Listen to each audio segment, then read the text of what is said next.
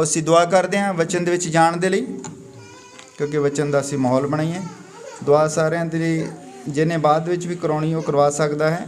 ਇਹ ਸਪੈਸ਼ਲ ਪ੍ਰਾਰਥਨਾਵਾਂ ਆਉਂਦੀਆਂ ਹਨ ਜਦੋਂ ਅਸੀਂ ਸਾਰੇ ਕਰਦੇ ਹਾਂ, ਉਦੋਂ ਆਪਣਾ ਨਾਮ ਲਿਖਵਾ ਦਿਆ ਕਰੋ। ਆਓ ਅਸੀਂ ਇੱਕ ਦੁਆ ਕਰਦੇ ਹਾਂ ਤਾਂ ਕਿ ਪ੍ਰਭੂ ਜਿਹੜਾ ਹੈ ਉਹ ਸਾਨੂੰ ਇਸ ਲਾਇਕ ਬਣਾਵੇ ਕਿ ਅਸੀਂ ਉਹਦੇ ਵਚਨ ਨੂੰ ਸੁਣ ਸਕੀਏ, ਸਮਝ ਸਕੀਏ। ਔਰ ਦੇਖੋ, ਤੁਸੀਂ ਜੇ ਮੈਂ ਤੁਹਾਨੂੰ ਸਾਰਿਆਂ ਨੂੰ ਪੁੱਛਾਂ ਵੀ ਤੁਸੀਂ ਕੱਲ੍ਹ ਕੀ ਖਾਧਾ ਸੀ, ਤੁਹਾਨੂੰ ਕਿਸੇ ਨੂੰ ਨਹੀਂ ਪਤਾ ਹੋਣਾ। ਪਰਸੋਂ ਕੀ ਖਾਧਾ ਸੀ ਪਤਾ ਕਿਸੇ ਨੂੰ? ਸਬਜ਼ੀ ਕਿਹੜੀ ਬਣਾਈ ਸੀ? ਕਿਉਂਕਿ ਉਹ ਖਾਧਾ ਹੁੰਦਾ, ਸੁਣਿਆ ਨਹੀਂ ਹੁੰਦਾ। ਪਰ ਜਿਹੜਾ ਤੁਸੀਂ ਸੁਣਿਆ ਹੁੰਦਾ ਹੈ ਉਹ ਤੁਹਾਨੂੰ ਯਾਦ ਰਹਿੰਦਾ ਹੈ। ਖਾਧਾ ਯਾਦ ਨਹੀਂ ਰਹਿੰਦਾ, ਸੁਣਿਆ ਯਾਦ ਰਹਿੰਦਾ ਹੈ। ਇਸ ਲਈ ਧਿਆਨ ਦੇ ਨਾਲ ਸੁਣੋ। ਖਾਧਾ ਪੀਤਾ ਸਭ ਇੱਥੇ ਰਹਿ ਜਾਣਾ ਹੈ। ਆਓ ਅਸੀਂ ਸੁਣਨ ਦੇ ਲਈ ਤਿਆਰ ਹੁੰਦੇ ਹਾਂ। ਪ੍ਰਭੂ ਸਾਡੇ ਕੰਨਾਂ ਦਾ ਖਤਨਾ ਕਰੇ, ਸਾਨੂੰ ਆਪਣੇ ਕਬਜ਼ੇ ਦੇ ਵਿੱਚ ਲਵੇ, ਸਾਡੀ ਬੁੱਧ ਨੂੰ ਖੋਲੇ। ਆਓ ਅਸੀਂ ਦੁਆ ਕਰਦੇ ਹਾਂ। ਪ੍ਰਭੂ ਯਿਸੂ ਮਸੀਹ, ਤੇਰਾ ਬਹੁਤ ਧੰਨਵਾਦ ਕਰਦੇ ਹਾਂ, ਤੂੰ ਅੱਜ ਦਾ ਇਹ ਸਮਾਂ ਸਾਨੂੰ ਦਿੱਤਾ ਹੈ, ਸਾਡੇ ਜੀਵਨ ਵਿੱਚ ਰੱਖਿਆ ਹੈ। ਪ੍ਰਭੂ ਤੂੰ ਸਾਡੇ ਉੱਤੇ ਕਿਰਪਾ ਕਰ। ਪ੍ਰਭੂ ਸਾਡੇ ਕੰਨਾਂ ਦਾ ਖਤਨਾ ਕਰ, ਸਾਨੂੰ ਆਪਣੇ ਕਬਜ਼ੇ ਦੇ ਵਿੱਚ ਲੈ ਪਿਤਾ। ਅਸੀਂ ਚਾਹੁੰਦੇ ਹਾਂ ਕਿ ਤੇਰਾ ਵਚਨ ਜੋ ਹੈ ਸਾਡੇ ਹਿਰਦੇ ਤੱਕ ਪਹੁੰਚੇ ਪਿਤਾ। ਇਹ ਵਚਨ ਖੁੱਲੇ ਇਸ ਤੋਂ ਪਹਿਲਾਂ ਅਸੀਂ ਦੁਆ ਕਰਦੇ ਹਾਂ ਸਾਡੇ ਹਿਰਦੇ ਖੁੱਲ ਜਾਣ ਪਿਤਾ। ਤੂੰ ਕਿਰਪਾ ਕਰ ਪਿਤਾ, ਸੰਭਾਲ ਕੇ ਰੱਖ ਪਿਤਾ। ਕੱਲੇ ਕੱਲੇ ਨੂੰ ਛੂ ਔਰ ਸਮਝ ਦੇ ਪਿਤਾ, ਆਪਣਾ ਵਿਸ਼ਵਾਸ ਦੇ ਪਿਤਾ। ਔਰ ਵਿਸ਼ਵਾਸ ਜੋ ਹੈ ਸੁਣਨ ਦੇ ਦੁਆਰਾ ਆਉਂਦਾ ਹੈ ਪਿਤਾ, ਔਰ ਸੁਣਨਾ ਮਸੀਹ ਦੇ ਵਚਨ ਤੋਂ ਹੈ। ਤੂੰ ਕਿਰਪਾ ਕਰ, ਸੰਭਾਲ ਕੇ ਰੱਖ ਪਿਤਾ। ਸਾਡੇ ਉੱਤੇ ਦਇਆ ਕਰ, ਸਾਡੇ ਉੱਤੇ ਕਿਰਪਾ ਕਰ ਕਿ ਅਸੀਂ ਤੇਰੇ ਇਸ ਵਚਨ ਨੂੰ ਸਮਝ ਸਕੀਏ ਪਿਤਾ। ਮੈਂ ਵੀ ਆਪਣੇ ਆਪ ਨੂੰ ਤੇਰੇ ਹਵਾਲੇ ਕਰਦਾ ਹਾਂ ਪਿਤਾ। ਤੂੰ ਮੇਰੀ ਜ਼ੁਬਾਨ ਨੂੰ, ਮੇਰੇ ਮੂੰਹ ਨੂੰ, ਮੇਰੀ ਬੁੱਧ ਨੂੰ ਆਪਣੇ ਕਬਜ਼ੇ ਵਿੱਚ ਲੈ ਪਿਤਾ। ਮੈਂ ਨਾ ਬੋਲਾਂ, ਤੇਰਾ ਪਵਿੱਤਰ ਆਤਮਾ ਗੱਲਬਾਤ ਕਰੇ ਪਿਤਾ। ਤੂੰ ਸੰਭਾਲ ਕੇ ਰੱਖ। ਇਹ ਦੁਆ ਪ੍ਰਭੂ ਯਿਸੂ ਮਸੀਹ ਦੇ ਨਾਮ ਵਿੱਚ ਮੰਗਦਾ ਹਾਂ। ਧੰਨਵਾਦ ਪਿਤਾ। ਆਓ ਅਸੀਂ ਪੜ੍ਹਦੇ ਹਾਂ। ਸਭ ਤੋਂ ਪਹਿਲਾਂ ਅਸੀਂ ਦੋ ਜਗ੍ਹਾ ਤੋਂ ਪੜ੍ਹਨਾ ਹੈ।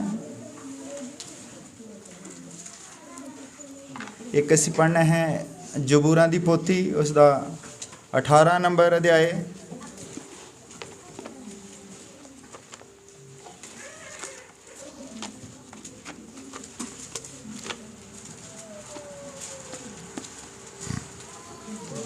ਜ਼ਬੂਰਾਂ ਦੀ ਪੋਥੀ 18 ਨੰਬਰ ਅਧਿਆਏ, ਉਹਦੀ 1 ਔਰ 2 ਨੰਬਰ ਹੈ। हे यहोवा मेरे बल, मैं तेरे नाल प्रीत रखदा हाँ। यहोवा मेरी चट्टान, मेरा गढ़, मेरा छुड़ाउण वाला है। आमीन। ਜ਼ਬੂਰਾਂ ਦੀ ਪੋਥੀ 18 ਉਹਦੀ 1 ਦੀ 2। हे ਯਹੋਵਾ ਮੇਰਾ ਬਲ, ਮੈਂ ਤੇਰੇ ਨਾਲ ਪ੍ਰੀਤ ਰੱਖਦਾ ਹਾਂ। ਯਹੋਵਾ ਮੇਰੀ ਚਟਾਨ, ਮੇਰਾ ਗੜ੍ਹ ਅਤੇ ਮੇਰਾ ਛੁਡਾਉਣ ਵਾਲਾ ਹੈ। ਮੇਰਾ ਪਰਮੇਸ਼ਰ, ਮੇਰਾ ਟਿੱਲਾ, ਜਿਹਦੀ ਸ਼ਰਨ ਮੈਂ ਆਇਆ ਹਾਂ। ਮੇਰੀ ਢਾਲ, ਮੇਰੇ ਬਚਾਓ ਦਾ ਸਿੰਘ ਅਤੇ ਮੇਰਾ ਉੱਚਾ ਗੜ੍ਹ ਹੈ। ਔਰ ਇੱਕ ਅਸੀਂ ਹੋਰ ਪੜ੍ਹਦੇ ਹਾਂ, ਨਵੇਂ ਨੇਮ ਦੀ ਹੈ,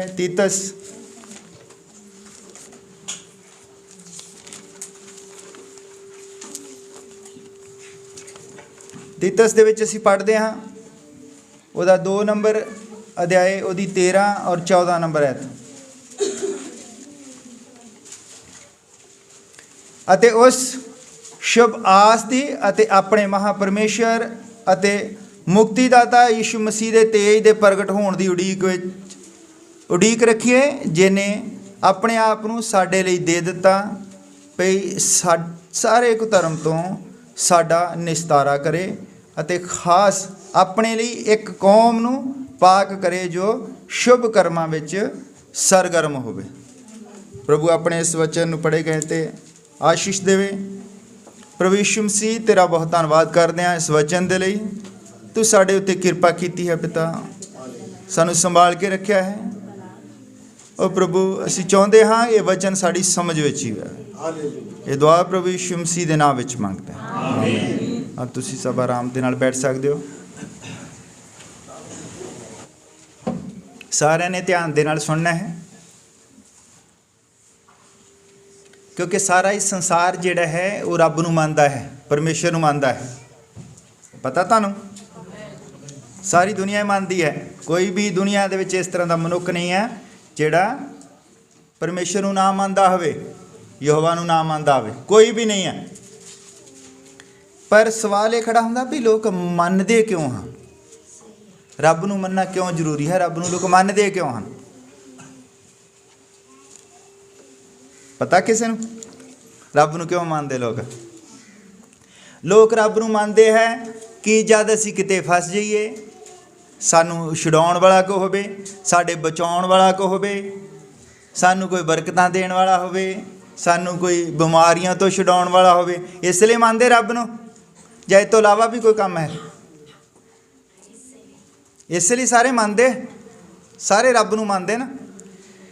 ਔਰ ਅੱਜ ਅਸੀਂ ਗੱਲ ਕਰਨੀ ਪੁਰਾਣੇ ਨੇਮ ਦੇ ਵਿੱਚ ਜਿਹੜੇ ਲੋਕ ਸੀਗੇ ਉਹ ਵੀ ਇੱਕ ਰੱਬ ਨੂੰ ਮੰਨਦੇ ਸੀ, ਉਹਦਾ ਨਾਮ ਸੀ ਯਹੋਵਾ।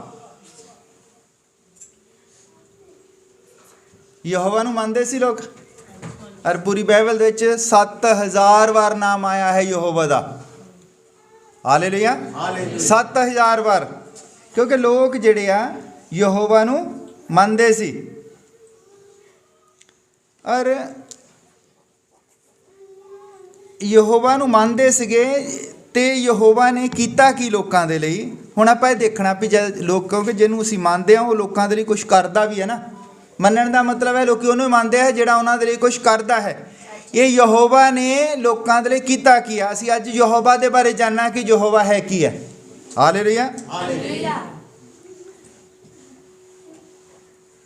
ਜਿਹੜੀ ਇਬਰਾਨੀ ਭਾਸ਼ਾ ਦੇ ਵਿੱਚ ਯਹੋਵਾ ਨੂੰ ਕਹਿੰਦੇ ਸੀਗੇ ਇਲੋਹੀਮ। ਹੌਲੀ ਹੌਲੀ ਮੈਂ ਚੱਲਣਾ ਹੈ, ਮੈਂ ਤਾਂ ਕਹਿੰਦਾ ਕਾਪੀ ਵਗੈਰਾ ਤੁਹਾਡੇ ਕੋਲ ਹੋਵੇਗੀ ਜਾਂ ਜਿਹੜਾ ਚਲੋ ਰਿਕਾਰਡਿੰਗ ਹੋਣੀ ਹੈ ਤੁਹਾਡੇ ਕੋਲ, ਤੁਸੀਂ ਆਪਣੇ ਫੋਨ ਦੇ ਵਿੱਚ ਸੁਣ ਕੇ ਬਾਅਦ ਦੇ ਵਿੱਚ ਇਹਨੂੰ ਲਿਖ ਸਕਦੇ ਹੋ। ਇਬਰਾਨੀ ਭਾਸ਼ਾ ਦੇ ਵਿੱਚ ਯਹੋਵਾ ਨੂੰ ਇਲੋਹੀਮ ਕਹਿੰਦੇ ਸੀਗੇ। ਔਰ ਆਰਾਮਿਕ ਭਾਸ਼ਾ ਜਿਹੜੀ ਹੈ ਉਹਦੇ ਵਿੱਚ ਲੋਕ ਉਹਨੂੰ ਅਲਾਹ ਕਹਿੰਦੇ ਸੀ। ਔਰ ਗ੍ਰੀਕ ਦੇ ਵਿੱਚ ਲੋਕ ਉਹਨੂੰ ਥਿਓਸ ਕਹਿੰਦੇ ਆ। ਔਰ ਇੱਕ ਅਰਬਿਕ ਭਾਸ਼ਾ ਹੈ ਅਰਬ ਦੇ ਦੇਸ਼ਾਂ ਦੀ, ਉੱਥੇ ਲੋਕ ਉਹਨੂੰ ਅੱਲਾ ਕਹਿੰਦੇ ਆ। ਇਹ ਯਹੋਵਾ ਦੇ ਹੀ ਨਾਮ ਹਨ। ਹਾਲੇਲੂਇਆ। ਯਹੋਵਾ ਨੂੰ ਲੋਕ ਵੱਖ-ਵੱਖ ਨਾਮਾਂ ਦੇ ਨਾਲ ਜਾਣਦੇ ਹਨ।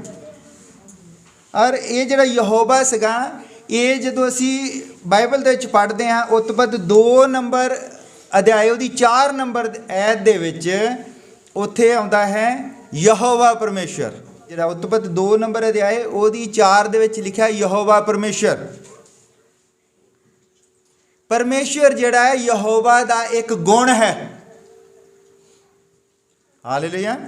ਯਹੋਵਾ ਦਾ ਇੱਕ ਗੁਣ ਹੈ ਪਰਮੇਸ਼ਰ। ਔਰ ਉਹ ਜਿਹੜਾ ਹੈ ਅਸੀਂ ਜਦੋਂ ਕਹਿੰਦੇ ਕਿ ਲੋਕ ਪਰਮੇਸ਼ਰ ਨੂੰ ਮੰਨਦੇ ਕਿਉਂਕਿ ਪਰਮੇਸ਼ਰ ਜਿਹੜਾ ਲੋਕਾਂ ਨੂੰ ਛੁਡਾ ਸਕਦਾ ਹੈ ਕਿਸੇ ਵਿਪਤਾ ਤੋਂ। ਜਦ ਲੋਕਾਂ ਦੀ ਕੋਈ ਤਕਲੀਫ ਹੋਵੇਗੀ ਉਹ ਲੋਕਾਂ ਨੂੰ ਛੁਡਾ ਸਕਦਾ ਹੈ। ਹੁਣ ਇਹ ਜਿਹੜਾ ਯਹੋਵਾ ਸੀ ਇਹ ਪਰਮੇਸ਼ਰ ਬਣ ਗਿਆ। ਪਰਮੇਸ਼ਰ ਉਦੋਂ ਬਣਿਆ ਜਦੋਂ ਇਹਨੇ ਮਨੁੱਖ ਬਣਾਇਆ ਹੈ। ਉਤਪਤ 2 ਦੀ 4 ਦੇ ਵਿੱਚ ਜਦੋਂ ਇੱਥੇ ਲਿਖਿਆ ਹੈ ਕਿ ਜਦ ਉਸਨੇ ਇਸ ਸ੍ਰਿਸ਼ਟੀ ਦਾ ਆਪਾਂ ਪੜ੍ਹ ਲੈਨੇ ਉਹਦੇ ਵਿੱਚ ਉਤਪਤ 2 ਦੀ 4 ਦੇ ਵਿੱਚ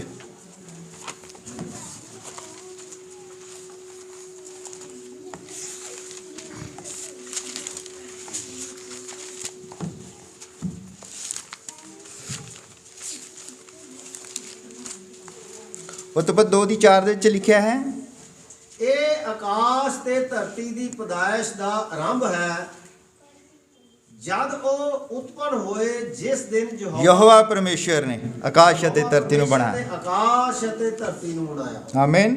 ਇਸ ਤੋਂ ਪਹਿਲਾਂ ਜਿਹੜੀਆਂ ਆਇਤਾਂ ਅਸੀਂ ਪੜ੍ਹਦੇ ਹਾਂ 1 ਨੰਬਰ ਅਧਿਆਏ ਦੇ ਵਿੱਚ ਅਸੀਂ ਕੱਲਾ ਯਹੋਵਾ ਪੜ੍ਹਦੇ ਹਾਂ, ਪਰ ਇੱਥੇ 2 ਦੀ 4 ਦੇ ਵਿੱਚ ਲਿਖਿਆ ਕਿ ਯਹੋਵਾ ਪਰਮੇਸ਼ਰ। ਮੈਂ ਪਹਿਲਾਂ ਗੱਲ ਕੀਤੀ ਸੀ ਇੱਕ ਵਾਰ ਕਿ ਪਰਮੇਸ਼ਰ ਮਨੁੱਖ ਤੋਂ ਬਿਨਾਂ ਕੁਛ ਨਹੀਂ ਕਰਦਾ ਔਰ ਬੰਦਾ ਪਰਮੇਸ਼ਰ ਤੋਂ ਬਿਨਾਂ ਕੁਛ ਨਹੀਂ ਗਾ। ਕਿਉਂਕਿ ਇਹੀ ਯਹੋਵਾ ਜਿਹੜਾ ਹੈ 2 ਦੀ 4 ਦੇ ਵਿੱਚ ਪਰਮੇਸ਼ਰ ਬਣ ਗਿਆ ਕਿਉਂਕਿ ਜਿੱਦਾਂ ਹੀ ਬੰਦਾ ਧਰਤੀ ਤੇ ਆ ਗਿਆ। ਹੁਣ ਇਹਨੇ ਕੀਤਾ ਕੀ ਬੰਦੇ ਦੇ ਲਈ? ਹੁਣ ਜਦੋਂ ਬੰਦਾ ਆ ਗਿਆ ਧਰਤੀ ਦੇ ਉੱਤੇ ਤਾਂ ਬੰਦਾ ਜਿਹੜਾ ਆ ਪਾਪ ਦੇ ਵਿੱਚ ਡਿੱਗ ਗਿਆ। ਹਾਲੇਲੂਇਆ। ਜਦੋਂ ਬੰਦਾ ਪਾਪ ਦੇ ਵਿੱਚ ਡਿੱਗ ਗਿਆ ਤਾਂ ਇਹਦਾ ਹੁਣ ਗੁਣ ਹੈ ਛਡਾਉਣ ਵਾਲਾ। ਹੁਣ ਇਹਨੇ ਜਦੋਂ ਛਡਾਉਣਾ ਹੈ ਤੇ ਇਹਨੇ ਕੀਤਾ ਕੀ ਹੈ? ਇਹਨੇ ਸਾਡੇ ਲਈ ਕੁਝ ਮੁਹੱਈਆ ਕੀਤਾ ਹੈ। ਔਰ ਪਰਮੇਸ਼ਰ ਦਾ ਇੱਕ ਗੁਣ ਹੈ, ਉਹ ਮੁਹੱਈਆ ਕਰਦਾ ਹੈ। ਅਸੀਂ ਇੱਥੇ ਦੇਖਣੇ ਆ ਪਰਮੇਸ਼ਰ ਦੇ ਵਿੱਚ 7 ਗੁਣ ਹਨ, ਉਹ ਬੰਦੇ ਨੂੰ ਛਡਾਉਂਦਾ ਕਿੱਦਾਂ ਹੈ। ਹਾਲੇਲੂਇਆ। ਮੈਂ ਨੋਟ ਕੀਤਾ ਹੈ, ਮੈਂ ਕਿਹਾ ਵੀ ਥੋੜਾ ਉਸ ਤਰੀਕੇ ਦੇ ਨਾਲ ਤੁਹਾਨੂੰ ਸਿਖਾਇਆ ਜਾਏ, ਕਿਉਂਕਿ ਜਦ ਤੱਕ ਲੋਕਾਂ ਨੂੰ ਬਾਈਬਲ ਬਾਰੇ ਨਹੀਂ ਪਤਾ ਤੇ ਲੋਕ ਕੀ ਕਰਦੇ ਆ, ਉਹ ਪਤਾ ਨਹੀਂ ਕਿਸ ਤਰ੍ਹਾਂ ਪਰਮੇਸ਼ਰ ਨੂੰ ਮੰਨਦੇ ਰਹਿੰਦੇ ਆ। ਲੋਕਾਂ ਨੂੰ, ਸੰਸਾਰ ਨੂੰ ਪਤਾ ਨਹੀਂ ਹੈ ਕਿ ਜਿਹਨੂੰ ਮੰਨਦੇ ਆ ਉਹਨੇ ਕੀਤਾ ਕੀ ਹੈ ਦੁਨੀਆ ਦੇ ਲਈ।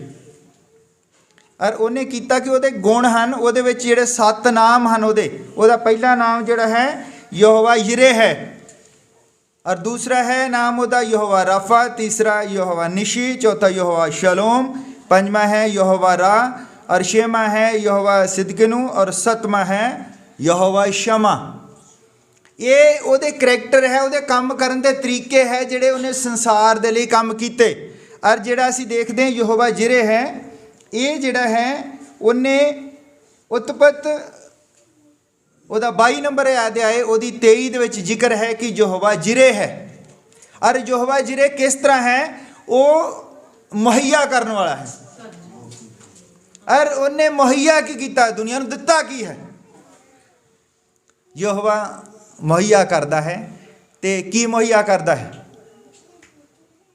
ਲੋਕਾਂ ਨੂੰ ਲੱਗਦਾ ਨਾ ਵੀ ਉਹ ਸਭ ਕੁਝ ਰੋਟੀ ਪਾਣੀ ਇਦਾਂ ਸਭ ਕੁਝ ਦਿੰਦਾ ਹੈ, ਮੁਹੱਈਆ ਕਰਦਾ ਸਾਨੂੰ ਕੱਪੜਾ ਲੀੜਾ ਦਿੰਦਾ ਹੈ, ਸਾਨੂੰ ਮਕਾਨ ਦਿੰਦਾ ਹੈ, ਇਹੀ ਸੋਚਦੇ ਆ। ਪਰ ਇਦਾਂ ਨਾ, ਉਹਨੇ ਸਾਨੂੰ ਇੱਕ ਕੁਰਬਾਨੀ ਦਿੱਤੀ ਹੈ। ਹਾਲੇਲੂਇਆ। ਤੁਸੀਂ ਅਬਰਾਹਮ ਬਾਰੇ ਜਾਣਦੇ ਕਿ ਅਬਰਾਹਮ ਤੋਂ ਜਦ ਪਰਮੇਸ਼ਰ ਨੇ ਉਹਨੂੰ 100 ਸਾਲ ਦੀ ਉਮਰ ਦੇ ਵਿੱਚ ਇੱਕ ਬੱਚਾ ਦਿੱਤਾ, ਔਰ ਉਹਨੂੰ ਕਹਿੰਦਾ ਵੀ ਇਹ ਬੱਚੇ ਦੀ ਮੈਨੂੰ ਕੁਰਬਾਨੀ ਚਾਹੀਦੀ ਹੈ। ਔਰ ਉਹ ਪਰਮੇਸ਼ਰ ਤੋਂ ਕੋਈ ਸਵਾਲ ਨਹੀਂ ਕਰਦਾ। ਉਹ ਚੁੱਪਚਾਪ ਇੱਦਾਂ ਆਪਣੇ ਬੱਚੇ ਨੂੰ ਲੈ ਕੇ ਉਹਨੇ ਕਿਹਾ ਵੀ ਤੂੰ ਇੱਕ ਪਹਾੜ ਦੇ ਉੱਤੇ ਲਿਆ ਕੇ ਦੀ ਕੁਰਬਾਨੀ ਦੇ। 3 ਦਿਨ ਦਾ ਉਹ ਸਫ਼ਰ ਕਰਕੇ ਉੱਥੇ ਜਾਂਦਾ ਹੈ ਆਪਣੇ ਬੱਚੇ ਨੂੰ ਨਾਲ ਲੈ ਕੇ। ਔਰ ਉੱਥੇ ਉਹ ਪਹਾੜ ਦੇ ਉੱਤੇ ਜਦ ਪਹੁੰਚ ਜਾਂਦੇ ਹਨ ਤੇ ਉੱਥੇ ਕੀ ਕਰਦਾ ਹੈ, ਉਹ ਆਪਣੇ ਬੱਚੇ ਦੀ, ਕਿਉਂਕਿ ਬੱਚੇ ਨੂੰ ਨਹੀਂ ਸੀ ਪਤਾ ਹੁੰਦਾ, ਬੱਚੇ ਦੇ ਉੱਤੇ ਹੀ ਉਹਨੇ ਲੱਕੜੀਆਂ ਲੱਦੀਆਂ ਹੁੰਦੀਆਂ, ਬੱਚੇ ਨੂੰ ਇਸ ਚੀਜ਼ ਦਾ ਕੁਝ ਨਹੀਂ ਪਤਾ ਹੁੰਦਾ, ਪਰ ਉਹਨੂੰ ਪਤਾ ਹੁੰਦਾ ਅਬਰਾਹਮ ਨੂੰ। ਉਹ ਲਿਜਾ ਕੇ ਕੀ ਕਰਦਾ, ਉੱਥੇ ਬੱਚੇ ਨੂੰ ਉਹਦੇ ਉੱਤੇ ਲੱਕੜੀਆਂ ਚਿਣ ਦਿੰਦਾ, ਉਹਦੇ ਉੱਤੇ ਲੰਮਾ ਪਾ ਕੇ ਜਿੱਦਾਂ ਹੀ ਉਹਦੀ ਕੁਰਬਾਨੀ ਦੇਣ ਲੱਗਦਾ। ਔਰ ਨਾਲ ਹੀ ਉੱਥੋਂ ਪਰਮੇਸ਼ਰ ਦਾ ਦੂਤ ਉਹਨੂੰ ਕਹਿੰਦਾ ਅਬਰਾਹਮ ਤੂੰ ਰੁਕ ਜਾ,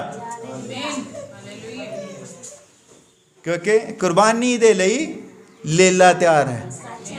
ਹਾਲੇਲੂਇਆ।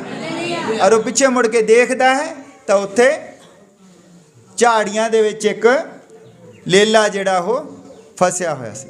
ਇਹ ਪਰਮੇਸ਼ਰ ਕੀ ਦੇ ਰਿਹਾ ਹੈ? ਕੁਰਬਾਨੀ ਦਾ ਇੰਤਜ਼ਾਮ ਕਰਦਾ ਹੈ। ਉਸ ਤੋਂ ਬਾਅਦ ਅਸੀਂ ਦੇਖਦੇ ਹਾਂ ਕਿ ਪਰਮੇਸ਼ਰ ਜਿਹੜਾ ਹੈ ਉਹ ਚੰਗਾ ਕਰਨ ਵਾਲਾ ਹੈ। ਪਰਮੇਸ਼ਰ ਉਹਦਾ ਨਾਮ ਹੈ ਰਾਫਾ। ਪਰਮੇਸ਼ਰ ਰਾਫਾ ਹੈ, ਯਹੋਵਾ ਰਾਫਾ ਹੈ। ਉਹ ਕੀ ਕਰਦਾ ਹੈ? ਚੰਗਾ ਕਰਦਾ ਹੈ। ਜਦ ਮਿਸਰ ਦੇ ਵਿੱਚੋਂ ਸਾਰੇ ਇਸਰਾਇਲੀ ਲੋਕ ਨਿਕਲ ਕੇ ਆਉਂਦੇ ਹਨ, ਧਿਆਨ ਰੱਖਿਓ, ਇੱਥੇ ਹੀ ਸੁਣਿਓ ਧਿਆਨ ਦੇ ਨਾਲ। ਜਦ ਮਿਸਰ ਦੇ ਵਿੱਚੋਂ ਇਸਰਾਇਲੀ ਲੋਕ ਨਿਕਲ ਕੇ ਆ ਜਾਂਦੇ ਹਨ ਔਰ ਉਹ ਜੰਗਲ ਦੇ ਵਿੱਚ ਉਹਨਾਂ ਨੂੰ ਉੱਥੇ ਬਿਮਾਰੀਆਂ ਲੱਗਦੀਆਂ ਹਨ, ਉਹਨਾਂ ਨੂੰ ਉੱਥੇ ਜ਼ਹਿਰੀਲਾ ਇੱਕ ਸੱਪ ਹੁੰਦਾ, ਉਹਨਾਂ ਨੂੰ ਕੱਟਦਾ ਹੈ। ਜ਼ਹਿਰੀਲੇ ਸੱਪਾਂ ਦੇ ਕੱਟਣ ਦੇ ਨਾਲ ਲੋਕ ਮਰਦੇ ਹਨ। ਤਾਂ ਉੱਥੇ ਉਹਨਾਂ ਦੇ ਲਈ ਇੱਕ ਇੰਤਜ਼ਾਮ ਕਰਦਾ ਹੈ ਕਿ ਉੱਥੇ ਉਹ ਇੱਕ ਸੱਪ ਬਣਾਉਂਦਾ ਹੈ ਮੂਸਾ ਪਿੱਤਲ ਦਾ, ਔਰ ਉਹਨੂੰ ਇੱਕ ਲੱਕੜ ਦੇ ਉੱਤੇ ਟੰਗ ਦਿੰਦਾ ਹੈ। ਜੋ ਵੀ ਕੋਈ ਉਸ ਸੱਪ ਵੱਲ ਦੇਖਦਾ ਹੈ ਔਰ ਉਹ ਬਚ ਜਾਂਦਾ ਹੈ। ਉਸ ਤੋਂ ਬਾਅਦ ਹੈ ਯਹੋਵਾ ਨਿਸ਼ੀ। ਨਿਸ਼ੀ ਦਾ ਮਤਲਬ ਹੁੰਦਾ ਹੈ ਕਿ ਯਹੋਵਾ ਜਿਹੜਾ ਹੈ ਉਹ ਸਾਡਾ ਝੰਡਾ ਹੈ। ਹਾਲੇਲੂਇਆ। ਗੀਤ ਗਾਉਂਦੇ ਹੁੰਦੇ ਨਾ ਯਹੋਵਾ ਦੇ 7 ਨਾਮਾਂ ਵਾਲਾ। ਯਹੋਵਾ ਜਿਹੜਾ ਉਹ ਨਿਸ਼ੀ ਹੈ, ਉਹ ਸਾਡਾ ਝੰਡਾ ਹੈ।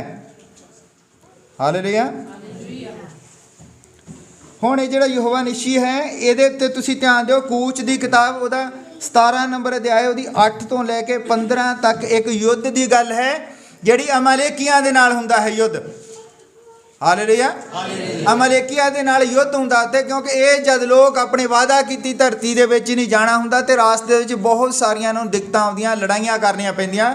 ਉਸ ਲੜਾਈ ਦੇ ਵਿੱਚ ਇੱਕ ਜ਼ਿਕਰ ਹੈ ਅਮਲੇਕੀਆਂ ਦੇ ਨਾਲ ਇਹਨਾਂ ਦਾ ਯੁੱਧ ਹੁੰਦਾ ਹੈ। ਔਰ ਉਹ ਕੀ ਹੈ ਕਿ ਉਹ ਮੂਸਾ ਕਹਿੰਦਾ ਹੈ ਉਹਨੂੰ,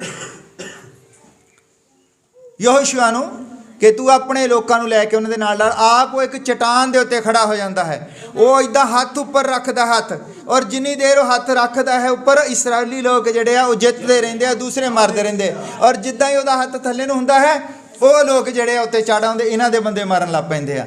ਉਹ ਕੀ ਕਰਦੇ ਆ, ਫਿਰ ਉੱਥੇ ਇੱਕ ਪੱਥਰ ਰੱਖ ਦਿੰਦੇ ਉਹਦੀ ਬਾਂਹ ਦੇ ਥੱਲੇ, ਔਰ 2 ਬੰਦੇ ਉਹਦੇ ਹੱਥ ਨੂੰ ਇਦਾਂ ਹੀ ਚੱਕ ਕੇ ਰੱਖਦੇ ਆ।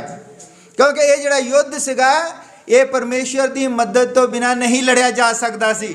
ਦਰਅਸਲ ਇਹਦੀ ਜਦੋਂ ਅਸੀਂ ਵਿਆਖਿਆ ਦੇਖਦੇ ਹਾਂ ਪ੍ਰਕਾਸ਼ਨ ਕੀ, ਅਮਲੇਕੀ ਜਿਹੜੇ ਹਨ ਉਹ ਸਰੀਰਕ, ਉਹਦਾ ਮਤਲਬ ਸਾਡੇ ਲਈ ਉਹ ਸਰੀਰਕ ਹਨ। ਔਰ ਜਿਹੜਾ ਉੱਥੇ ਯਹੋਸ਼ੂਆ ਲੜਦਾ ਹੈ ਉਹ ਆਤਮਿਕ ਹੈ। ਸਰੀਰ ਦੇ ਉੱਤੇ ਆਤਮਾ ਦੀ ਜਿਹੜੀ ਜਿੱਤ ਪ੍ਰਾਪਤ ਕਰਨੇ ਨੂੰ ਇਹ ਅਮਲੇਕੀਆਂ ਦਾ ਯੁੱਧ ਹੈ। ਹਾਲੇਲੂਇਆ। ਇਸ ਯੁੱਧ ਦੇ ਵਿੱਚ ਉਹ ਜਿੱਤ ਦਿਵਾਉਂਦਾ ਹੈ। ਇਹਦਾ ਮਤਲਬ ਕਿ ਯਹੋਵਾ ਸਾਡਾ ਝੰਡਾ ਹੈ। ਇਹ ਤੁਸੀਂ ਧਿਆਨ ਦੇ ਨਾਲ ਸੁਣਿਓ। ਜਦ ਤੱਕ ਤੁਹਾਨੂੰ ਇਹ ਗੱਲ ਤੁਸੀਂ ਭੁੱਲ ਜਾਓਗੇ ਤਾਂ ਅਗਲਾ ਪ੍ਰਚਾਰ ਤੁਹਾਨੂੰ ਫਿਰ ਸਮਝ ਨਹੀਂ ਆਵੇਗਾ। ਉਸ ਤੋਂ ਬਾਅਦ ਹੈ ਯਹੋਵਾ ਸ਼ਲੋਮ ਹੈ।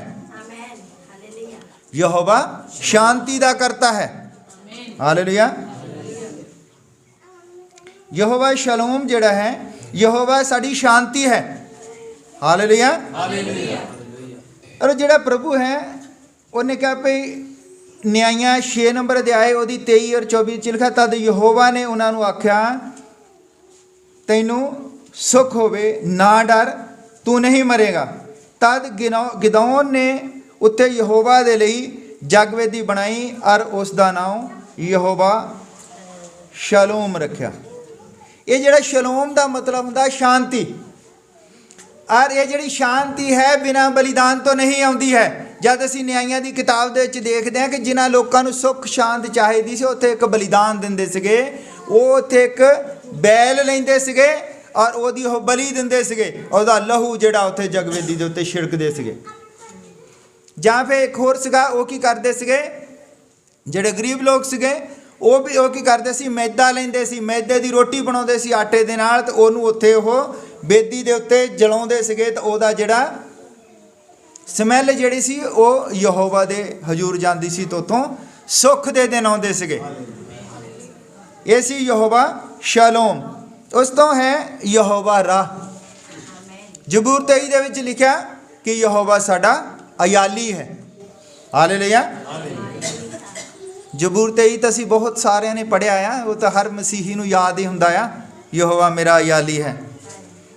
ਉਸ ਤੋਂ ਬਾਅਦ ਹੈ ਯਹੋਵਾ ਸਿਦਕੇ ਨੂੰ। ਮੈਂ ਤੁਹਾਨੂੰ ਪਰਮੇਸ਼ਵਰ ਦੇ ਨਾਮ ਦੱਸ ਰਿਹਾ, ਉਹਦੇ ਕਰੈਕਟਰ ਦੱਸ ਰਿਹਾ, ਉਹ ਕਰਦਾ ਕੀ ਹੈ। ਹਾਲੇਲੂਇਆ। ਉਹਦੇ ਕੰਮ ਹੈ ਯਹੋਵਾ ਸਿਦਕੇ ਨੂੰ।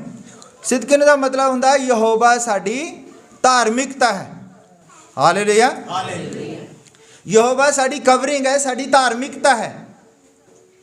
ਧਾਰਮਿਕਤਾ ਜਿਹੜੀ ਹੈ ਉਹ ਮੈਂ ਤੁਹਾਨੂੰ ਦੱਸਦਾ ਕਿ ਜਦ ਆਦਮ ਔਰ ਹਵਾ ਨੇ ਪਾਪ ਕਰ ਲਿਆ ਔਰ ਪਰਮੇਸ਼ਰ ਨੇ ਉਹਨਾਂ ਨੂੰ ਕਹਿ ਦਿੱਤਾ ਵੀ ਤੁਸੀਂ ਇੱਥੋਂ ਅਦਨ ਦੇ ਬਾਗ ਦੇ ਵਿੱਚੋਂ ਚਲੇ ਜਾਓ, ਔਰ ਉਹ ਜਿੱਦਾਂ ਹੀ ਜਾਣ ਲੱਗਦੇ ਹੈ ਤਾਂ ਪਰਮੇਸ਼ਰ ਉੱਥੇ ਉਹਨਾਂ ਨੂੰ ਕਹਿੰਦਾ ਠਹਿਰ ਜਾਓ, ਕਿਉਂਕਿ ਜਦ ਉਸਨੇ ਦੇਖਿਆ ਕਿ ਉਹ ਨੰਗੇ ਹਨ ਤੇ ਪਰਮੇਸ਼ਰ ਉਹਨਾਂ ਨੂੰ ਇੱਕ ਜਾਨਵਰ ਦੀ ਉੱਥੇ ਕੁਰਬਾਨੀ ਕਰਕੇ ਤਾਂ ਉਹਦੀ ਖੱਲ ਦੇ ਉਹਨਾਂ ਨੂੰ ਕੱਪੜੇ ਬਣਾ ਕੇ ਦਿੰਦਾ।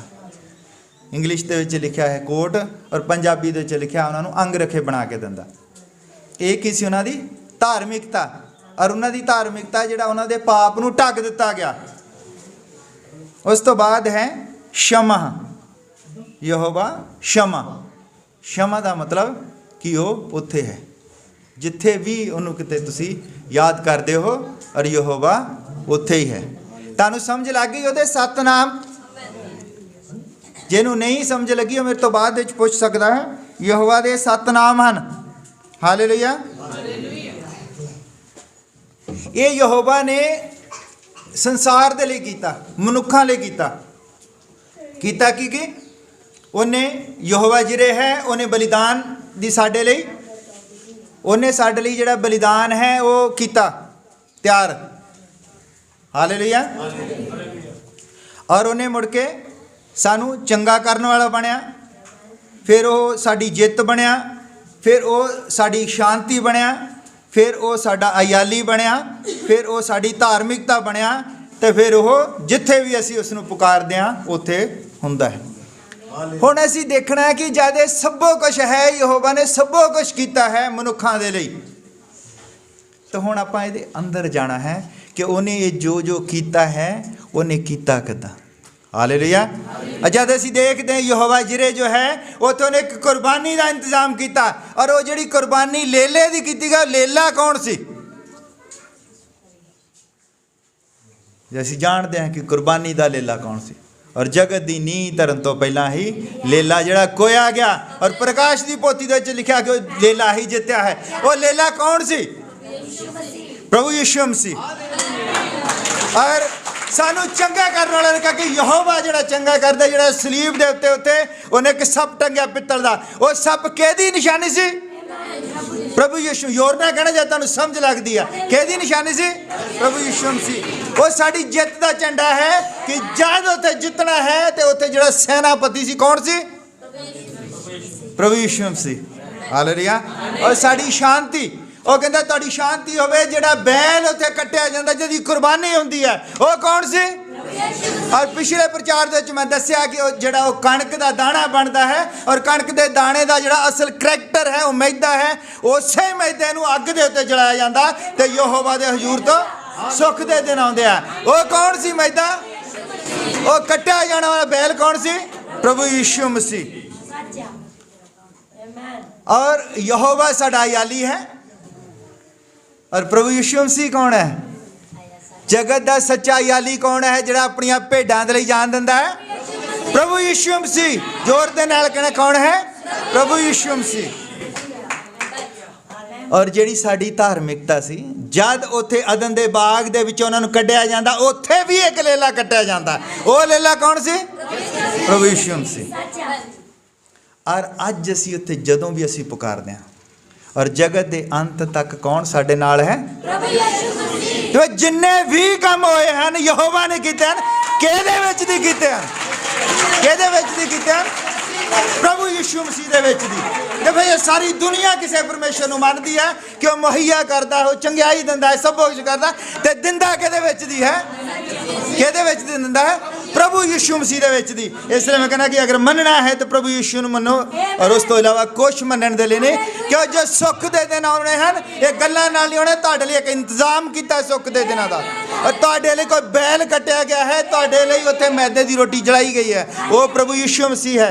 ਜਦ ਤੁਸੀਂ ਨੰਗੇ ਹੋ, ਤੁਹਾਡੇ ਲਈ ਧਾਰਮਿਕਤਾ ਕੌਣ ਹੈ? ਤੁਹਾਡੇ ਲਈ ਕੌਣ ਕੱਟਿਆ ਜਾਂਦਾ ਤਾਂ ਕਿ ਤੁਹਾਡਾ ਜਿਸਮ ਢੱਕਿਆ ਜਾਵੇ? ਉਹ ਕੌਣ ਸੀ?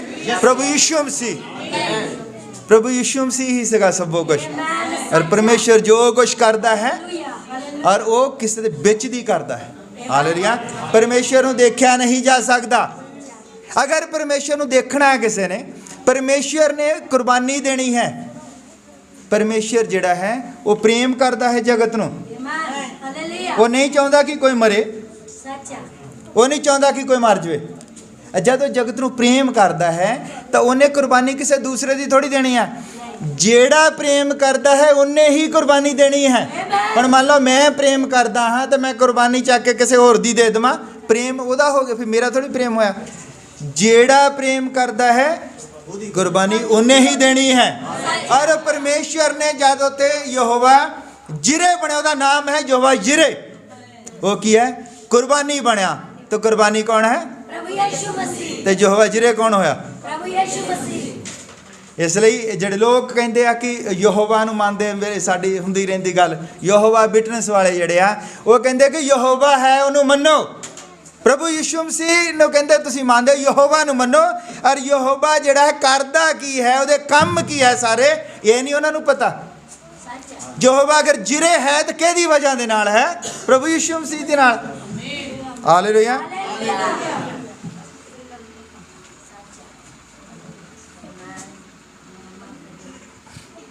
ਇਹ ਪ੍ਰਭੂ ਯਿਸੂ ਮਸੀਹ ਹੀ ਹੈ ਸਭ ਕੁਝ।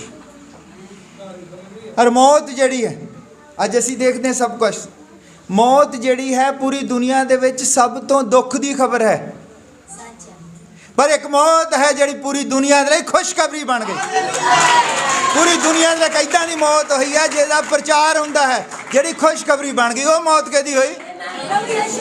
इक्को ही मौत है जिहदा प्रचार हुंदा है, वो दुनिया दे लई खुशखबरी बन गई है। प्रभु यीशु मसीह दी मौत तो इलावा किते भी कोई खुशखबरी नहीं है।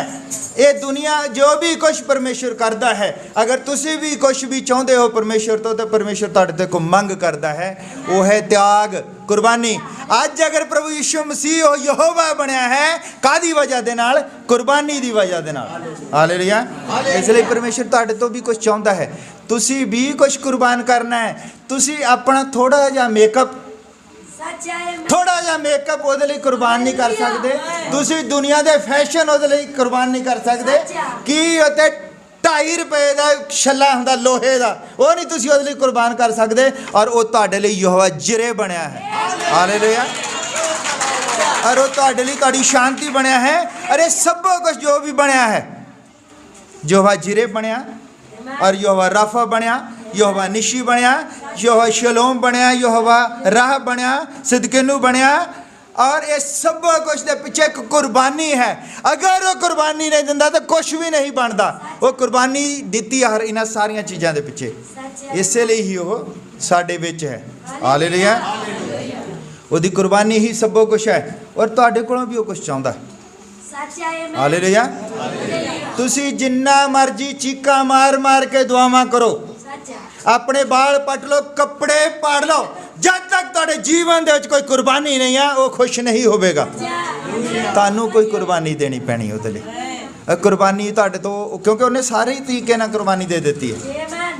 किसी भी किस्म की कुर्बानी उन्हें छड्डी नहीं गी। 5 प्रकार दियां बाइबल दे विच भेटां हन परमेश्वर ਨੂੰ खुश ਕਰਨ ਦੇ ਲਈ। 5 प्रकार ਦੀਆਂ ਭੇਟਾਂ ਜਿਨ੍ਹਾਂ ਦੇ ਨਾਲ ਅਸੀਂ ਪਰਮੇਸ਼ਰ ਨੂੰ खुश ਕਰ ਸਕਦੇ ਹਾਂ। ਔਰ ਪੰਜੇ ਦੀਆਂ ਪੰਜਾਈ ਹੀ ਪ੍ਰਭੂ ਯੀਸ਼ੂ ਮਸੀਹ ਨੇ ਦੇ ਦਿੱਤੀਆਂ ਆਪੇ, ਤਾਂ ਕਿ ਤੁਹਾਨੂੰ ਕੋਈ ਇਦਾਂ ਦੀ ਭੇਟ ਨਾ ਦੇਣੀ ਪਵੇ ਜਿੱਥੇ ਤੁਹਾਨੂੰ ਕੁਰਬਾਨ ਹੋਣਾ ਪਵੇ। ਪਰ ਉਹ ਤੁਹਾਡੇ ਤੋਂ ਮੰਗ ਕਰਦਾ ਹੈ ਕਿਸੇ ਤਿਆਗ ਦੀ। ਤੁਸੀਂ ਤਿਆਗ ਕਰ ਸਕਦੇ ਹੋ ਉਹਦੇ ਲਈ ਕੁਛ ਨਾ ਕੁਛ। ਤੁਸੀਂ ਉਹਦੇ ਲਈ ਆਪਣੇ ਕੰਮ ਦਾ ਤਿਆਗ ਨਹੀਂ ਕਰਦੇ, ਤੁਸੀਂ ਆਪਣੇ ਫੈਸ਼ਨਾਂ ਦਾ ਤਿਆਗ ਨਹੀਂ ਕਰਦੇ, ਤੁਸੀਂ ਆਪਣੀ ਨੀਂਦ ਦਾ ਤਿਆਗ ਨਹੀਂ ਕਰਦੇ, अपनी नींद का त्याग नहीं करते। घट्टो घट 1-2 घंटे तो नींद घट लै लो तो प्रार्थना दे विच बैठ जाओ। हालेलुया। ये जिहड़ा साडा प्रभु है इन्हें कुछ कीता है। परमेश्वर जिहड़ा है वो पाप तो नफरत करता है। वो हुण पाप तो नफरत करता है तो दूजे पासे उन्हें बंदे नूं प्रेम करता है। ते बंदा जिहड़ा वो पापी हो गया। इसलिए ही पूरी दुनिया जिहड़ी है परमेश्वर नूं मनदी है। उन्होंने पता है, लोकां नूं सारिਆਂ ਨੂੰ पता है साडा जीवन किदां दा है।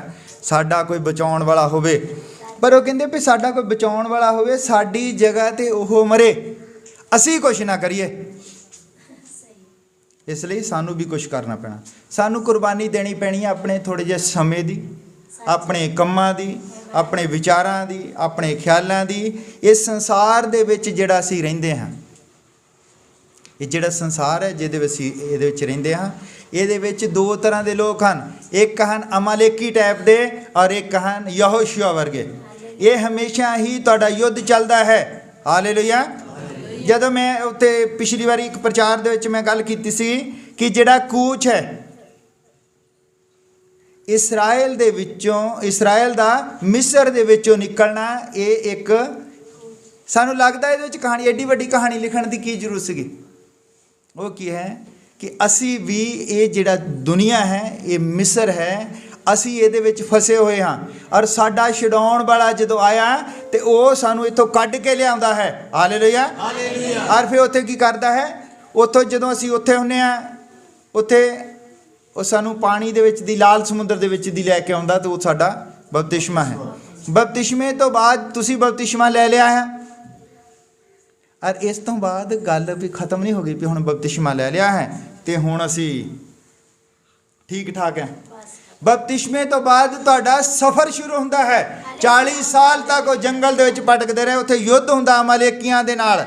ਜਦ ਤੁਸੀਂ ਮਸੀਹ ਦੇ ਵਿੱਚ ਆ ਜਾਂਦੇ ਹੋ, ਬਪਤਿਸਮਾ ਲੈ ਲੈਂਦੇ ਹੋ, ਇਸ ਤੋਂ ਬਾਅਦ ਤੁਹਾਡਾ ਯੁੱਧ ਸ਼ੁਰੂ ਹੁੰਦਾ ਹੈ। ਤੁਸੀਂ ਤੋਬਾ ਕਰ ਲਈ, ਬਪਤਿਸਮਾ ਲੈ ਲਿਆ, ਤੇ ਇਹਦਾ ਇਹ ਮਤਲਬ ਨਹੀਂਗਾ ਵੀ ਬਸ ਹੁਣ ਬਚ ਗਏ।